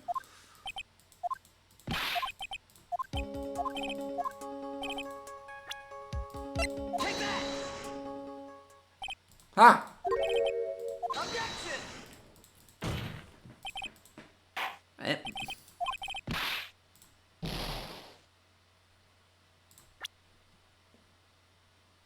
Hello? Am I stupid? How am I supposed to show what the issue is? Well, there is no addressee.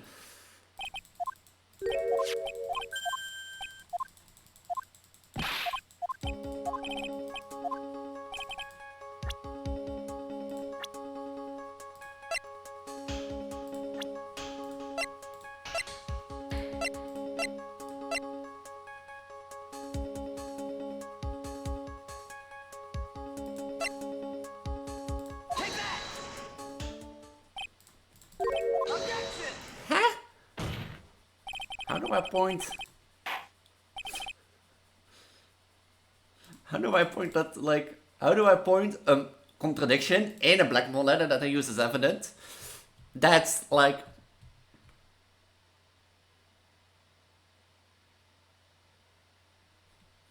Of course, I'm stupid. I'm stupid. It is the newspaper. Because both Atemi and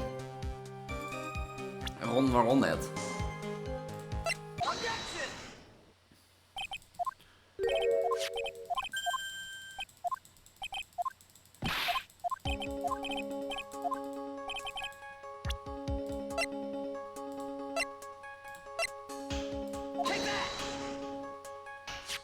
Take a good look at this newspaper clipping.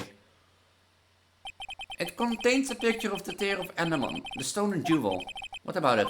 The problem is the jewel color. Color? I'm not much for discussing colors myself. According to the clipping, the color of the stolen jewel was blue. However, in the blackmail letter, a totally different jewel was mentioned. I'll take the red diamond you received the other day. Which means, the red diamond described in the blackmail letter is not the tear of Anemon that Master Mystique stole at all. Objection. And your point is, Mr. Truit? So you're trying to say that this blackmail letter was intended for someone else? Then what are you trying to say, right, Truit?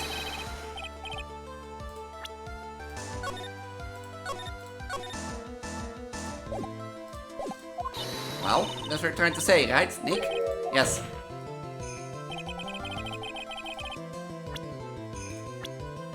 Master Mystique.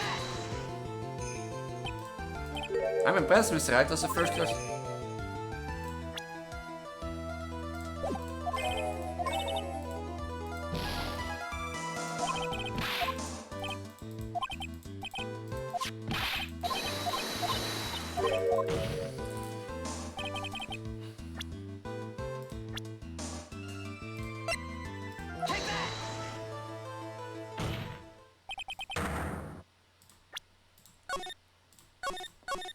Oh, but I thought Master Mystique.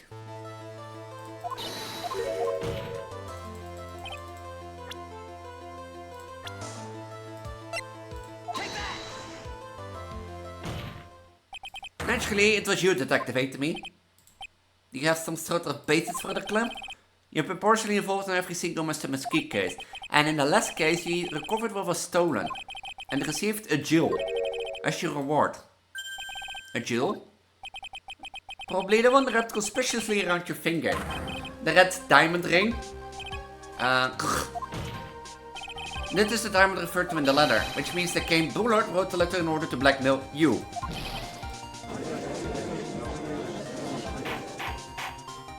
Order in the court. Order, I say? Objection. It seems you've gone too far with your childish pranks, Mr. Truit. Kane Bullard blackmailing Luke Atemi? Are you for real? Yes, I am. Then come on, send up to him. Then answer me. This. The blackmail letter contains the following passage. If you don't want your identity revealed to the world, it certainly does. Kane Bullard threatened to make Luke Atemi identity public knowledge. Yeah, he did. It's already 3 hours and 50 minutes. An identity he wanted to keep a secret, so this was just that identity. And Timmy killed King Bullard because he was afraid of the secret becoming known. He didn't want to keep a secret.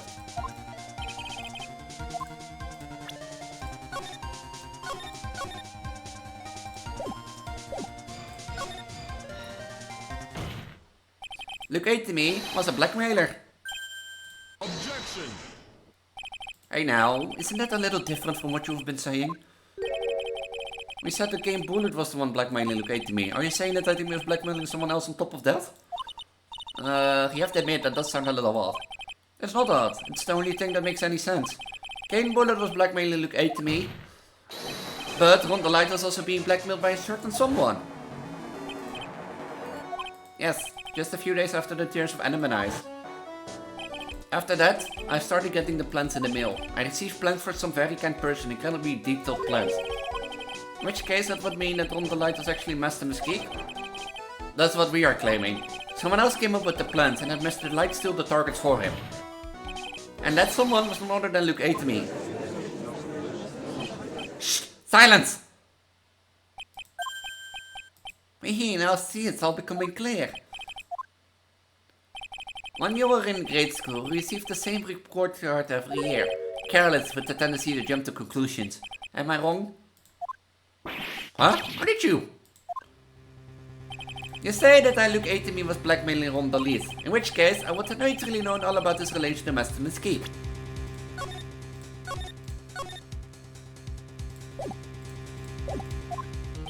Well, yes. Ron the Light started receiving plans from his second crime onward, correct? Which means I learned of his identity when he committed the first crime. Good point, I certainly could have blackmailed him otherwise. In that case, let's see some hot bitter evidence. Well, it's the newspaper.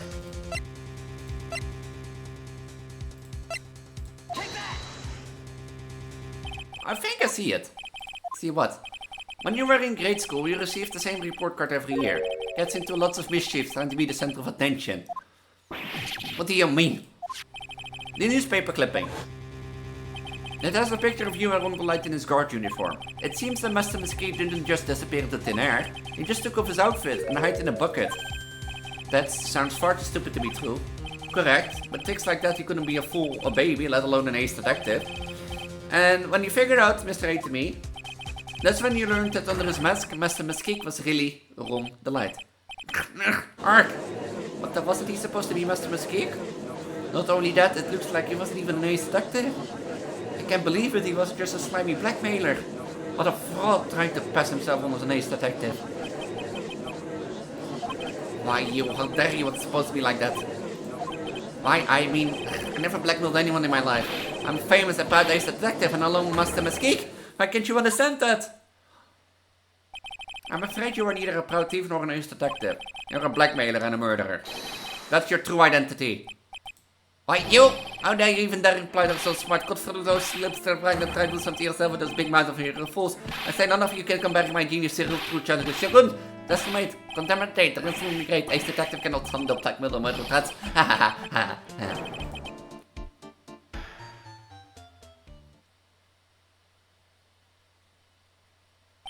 It would seem we finally arrived at the real answer. Yeah, that was quite a performance. Babe, please prepare yourself for Mr. Attonery. What?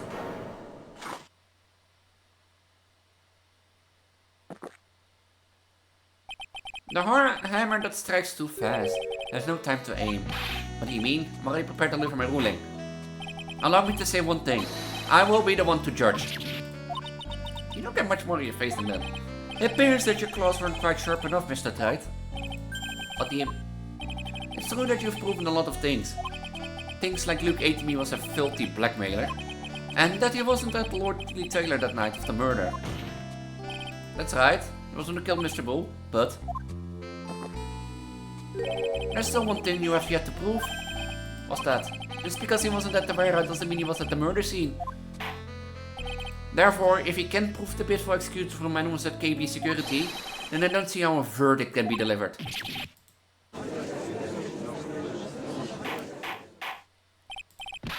Mr. Right? Mr. Lost at night, but can you really prove that?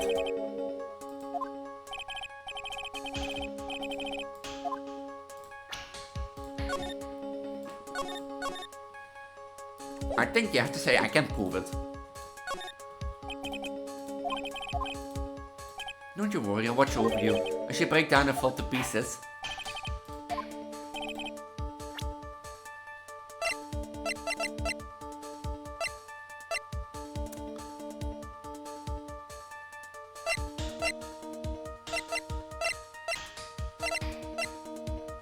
Can I?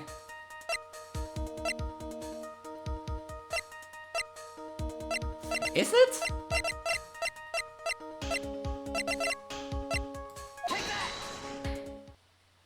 This is the proof. It's true, it's very important. However, I'm not so foolish to think we'll pass for evidence here. Mr. Twitct, that time you learned the true flavor of life. I don't want to learn the true flavor of life.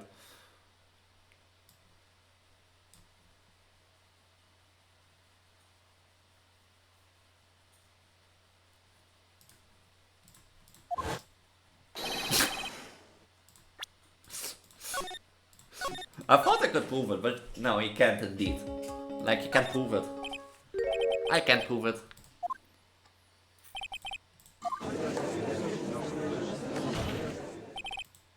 What if we more of Detective ATM testimony?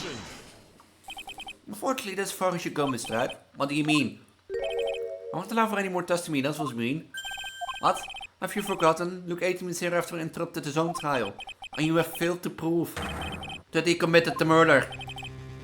I think it's time for this witness to return to his own trial and face his guilty verdict as Master Mesquite. Now, and now, Sir Lawyer, it seems that the love wins out in the end after all. I am the ace detective as well as Master Mesquite. My verdict will verify that. Just as Rondelite will verify that he did the true murder. I declare that with the full force of my ace detectiveness. Order in the court. That's enough deliberation over the witness. I believe this is the 8 rondes. Nick, serve tomorrow. We can look for more evidence and by then it's to be too late. Huh? Hi. Double jeopardy, one of the basic rules of any court of law. Should a defendant be tried and found innocent in court, the defendant cannot be tried again for the same crime. This is a fundamental rule of all courts, and applies to the witness as much as it applies to anyone else. Found guilty in a matter of minutes, guilty as Master Mesquite, which means he will be innocent as far as the murder of Kane Bullard is concerned. No way! The fact that you were unable to prove Mr. Adrian's guilt of the crime here means that he will never again be tried as Kane Bullard's murderer.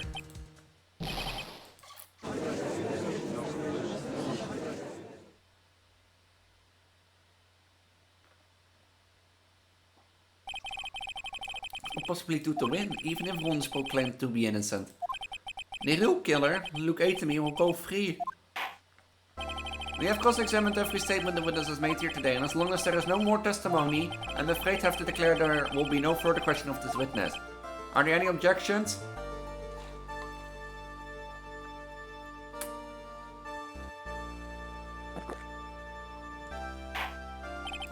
Thereby end cross-examination of Luke Atamy. I think I see it. Your Honor, when you were on the child, this was on your report card every year. Have you forgotten what I used to tell you? Laura is someone who smells no matter how bad it gets. There's no way. Oh, hey Mia. Long time no see, Phoenix. Now, long time no see, Mia. That's the true power of the Korean channeling technique. I know that's already Mai was standing before me, but right now she's my mentor, Mia Faye. Now, let's do this. There's nothing more we can do, Mia. Without any more testimony, you can cross-examine it. Not yet. Testimony's not over yet. What do you mean? Your Honor, just now you said something very interesting. You have cross-examined every statement the witness has made here today. Yes, that's true, but before you, Your Honor, you're forgetting something. Earlier, after the last cross-examination, the witness made a number of remarks.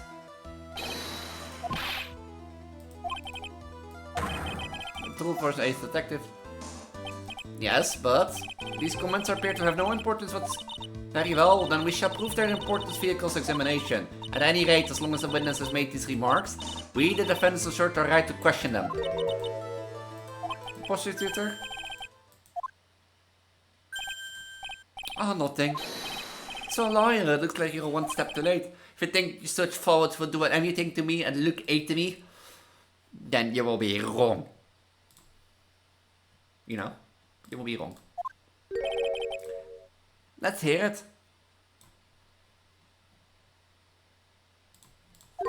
Huh? It's true that the witness made some remarks. So then, let's hear this last bit of cross-examination. Mr. Crodot, what are you? Are you well then, Mr. Luke Atamy? I'm going to allow the defense to cross-examine your earlier remarks. Defendant to be the true murderer. So please give us one last bit of testimony. Phoenix? That is our absolute last chance.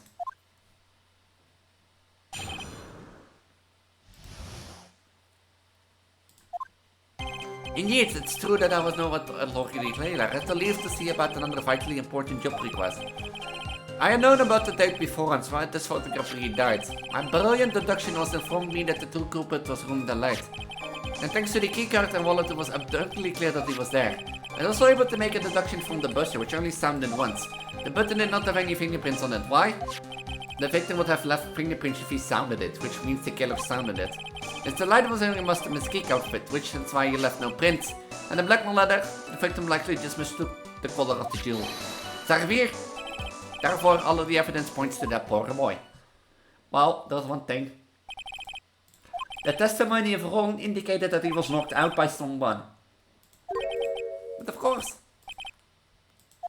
The police investigation document was directly through me. Now I look over all the documents. It's elementary, sir lawyer. Make it more trouble for us now, sir lawyer.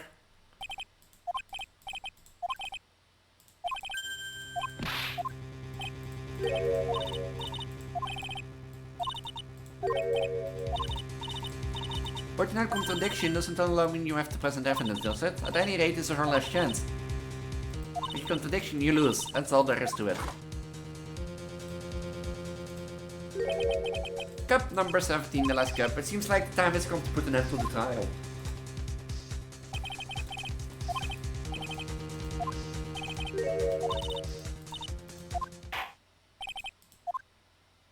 I can't press everything, but I already know what I need to press.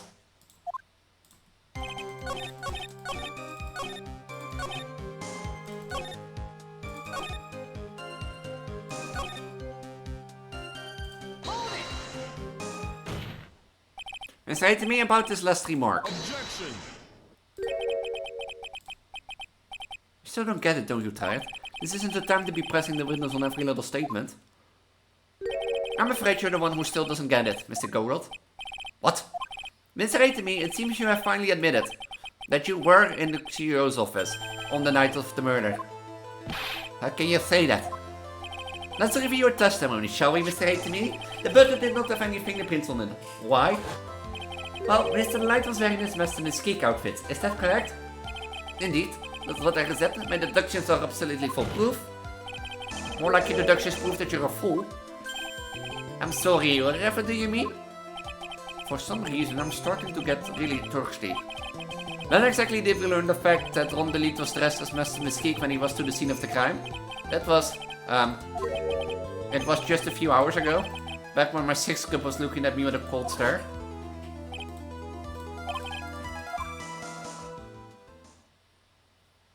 That's right, the defendant had yet to tell anyone else this fact before this morning.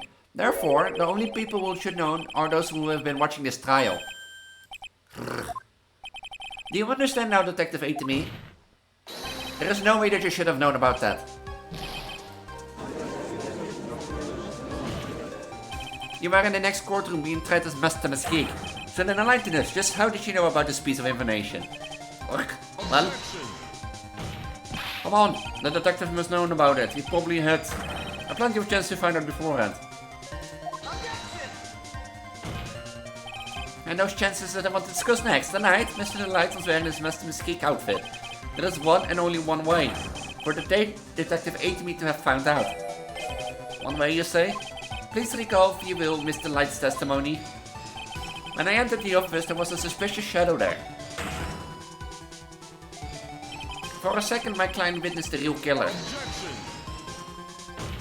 But Mr. Light never saw his attacker, so there was no way to tell whether or not the real killer was Luke Atemi. With that statement, that I'll turn this case on his head. Is that how you reply? Mr. Light saw the real killer, correct? Now, if you turn that statement around, it stands to reason that the real killer had also seen Ron DeLeet. Impossible.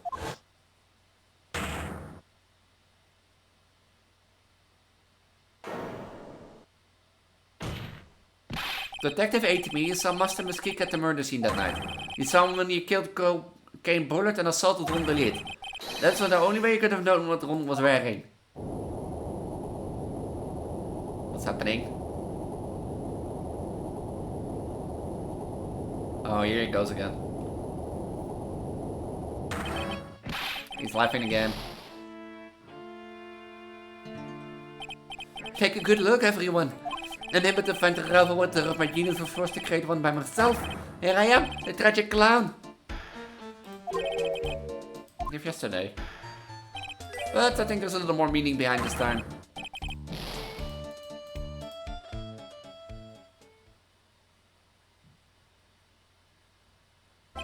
What an awful complicated incident. Kane Bullard was blackmailing Luke Atemi who in turn blackmailing Ron DeLeet.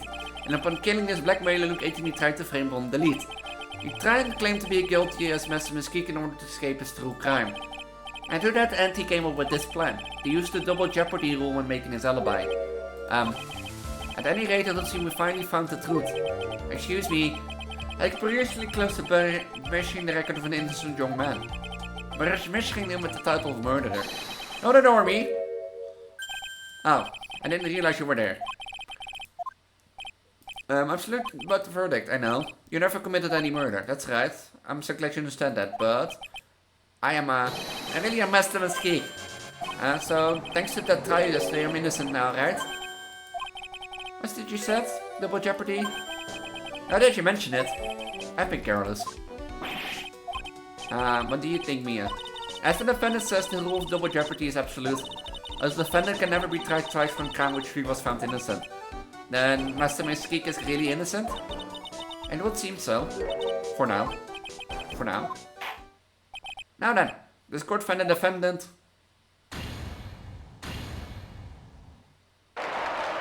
Yay, it took me 3 hours and 30 minutes. Uh-oh. Boy, this is really lucky. Wait, this is so good after all. You see this thing that's so messed in the skeek. You did it, Phoenix. Thanks, Mia. It's been a long time, hasn't it? Yeah, it's because Mary doesn't call me much those days. Oh? I'm just joking, Phoenix. Don't take everything so seriously. But on the other hand, Maya, she seems kind of torn these days. You mean about becoming the master of the Korean channeling school? In becoming the master means saying goodbye to our mother. Misty Faye, right? Watch over her, will you, Phoenix? Of course. Well then, see you around. Mr. Red, I don't know what to say. Congratulations, Mr. Light. Thank you so much. Oh no, wait. I'll take any Happy already. Maya, you've been cleared of the murdering charges I got off as Master Mesquite to boot. But in exchange I lost everything. Huh? What do you mean? Stealing security information from KB Security becoming Master Mesquite? I did all for one reason, for her. You mean your wife, Desiree? She hates criminals more than anything. Come to think of it, she once held hostage by some robbers, wasn't she? She always said how she hates sneaky criminals. I knew that, but... Once I got fired from KB Security and I lost all the money I had, she wouldn't have any reason to stay with me. I thought she would leave me for sure. So that's why I became Master Mesquite. Yes, it's all over now. A broken ball can never be put back together. That's not true, right, Nick? Right. Really? Can we go back to things work? Maybe fine and I can prove it. Well, there is one thing that has been broken in this thing. That's why the only ones found it. Desiree, your wife, she always believed in you, one. That's why you'll be fine. You don't have to worry about anything. Ah, there you are. Mr. Light.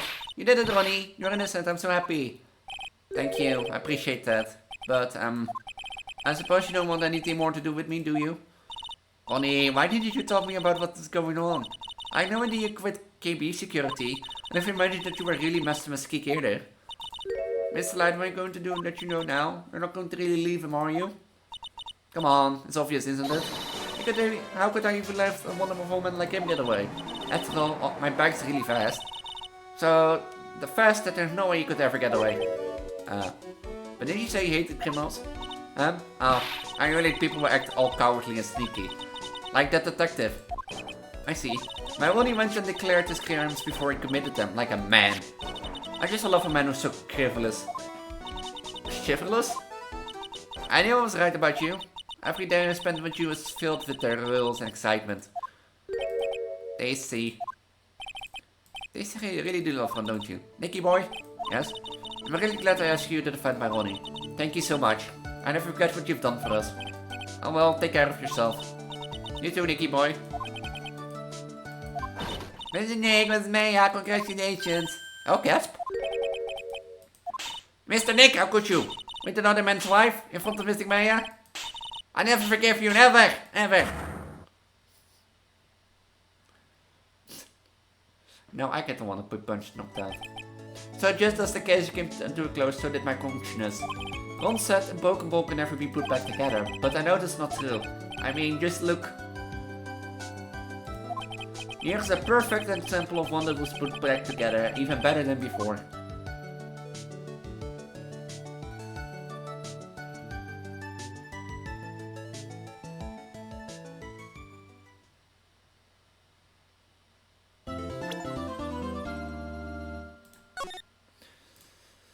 I guess I'm gonna leave it here. Next time we're gonna start on this new episode 3, een recipe for a turnabout. If you want to do I'm known as Elise, pregnant poly Vtuber Transgender on the internet. If you like what you saw, make sure to follow so you get notified when I go live next time. You can either keep an eye on my socials or join my public Discord down below. And with that, I'm gonna say I hope you have a wonderful night. Might say I'll see you in the next stream. Bye. Bye.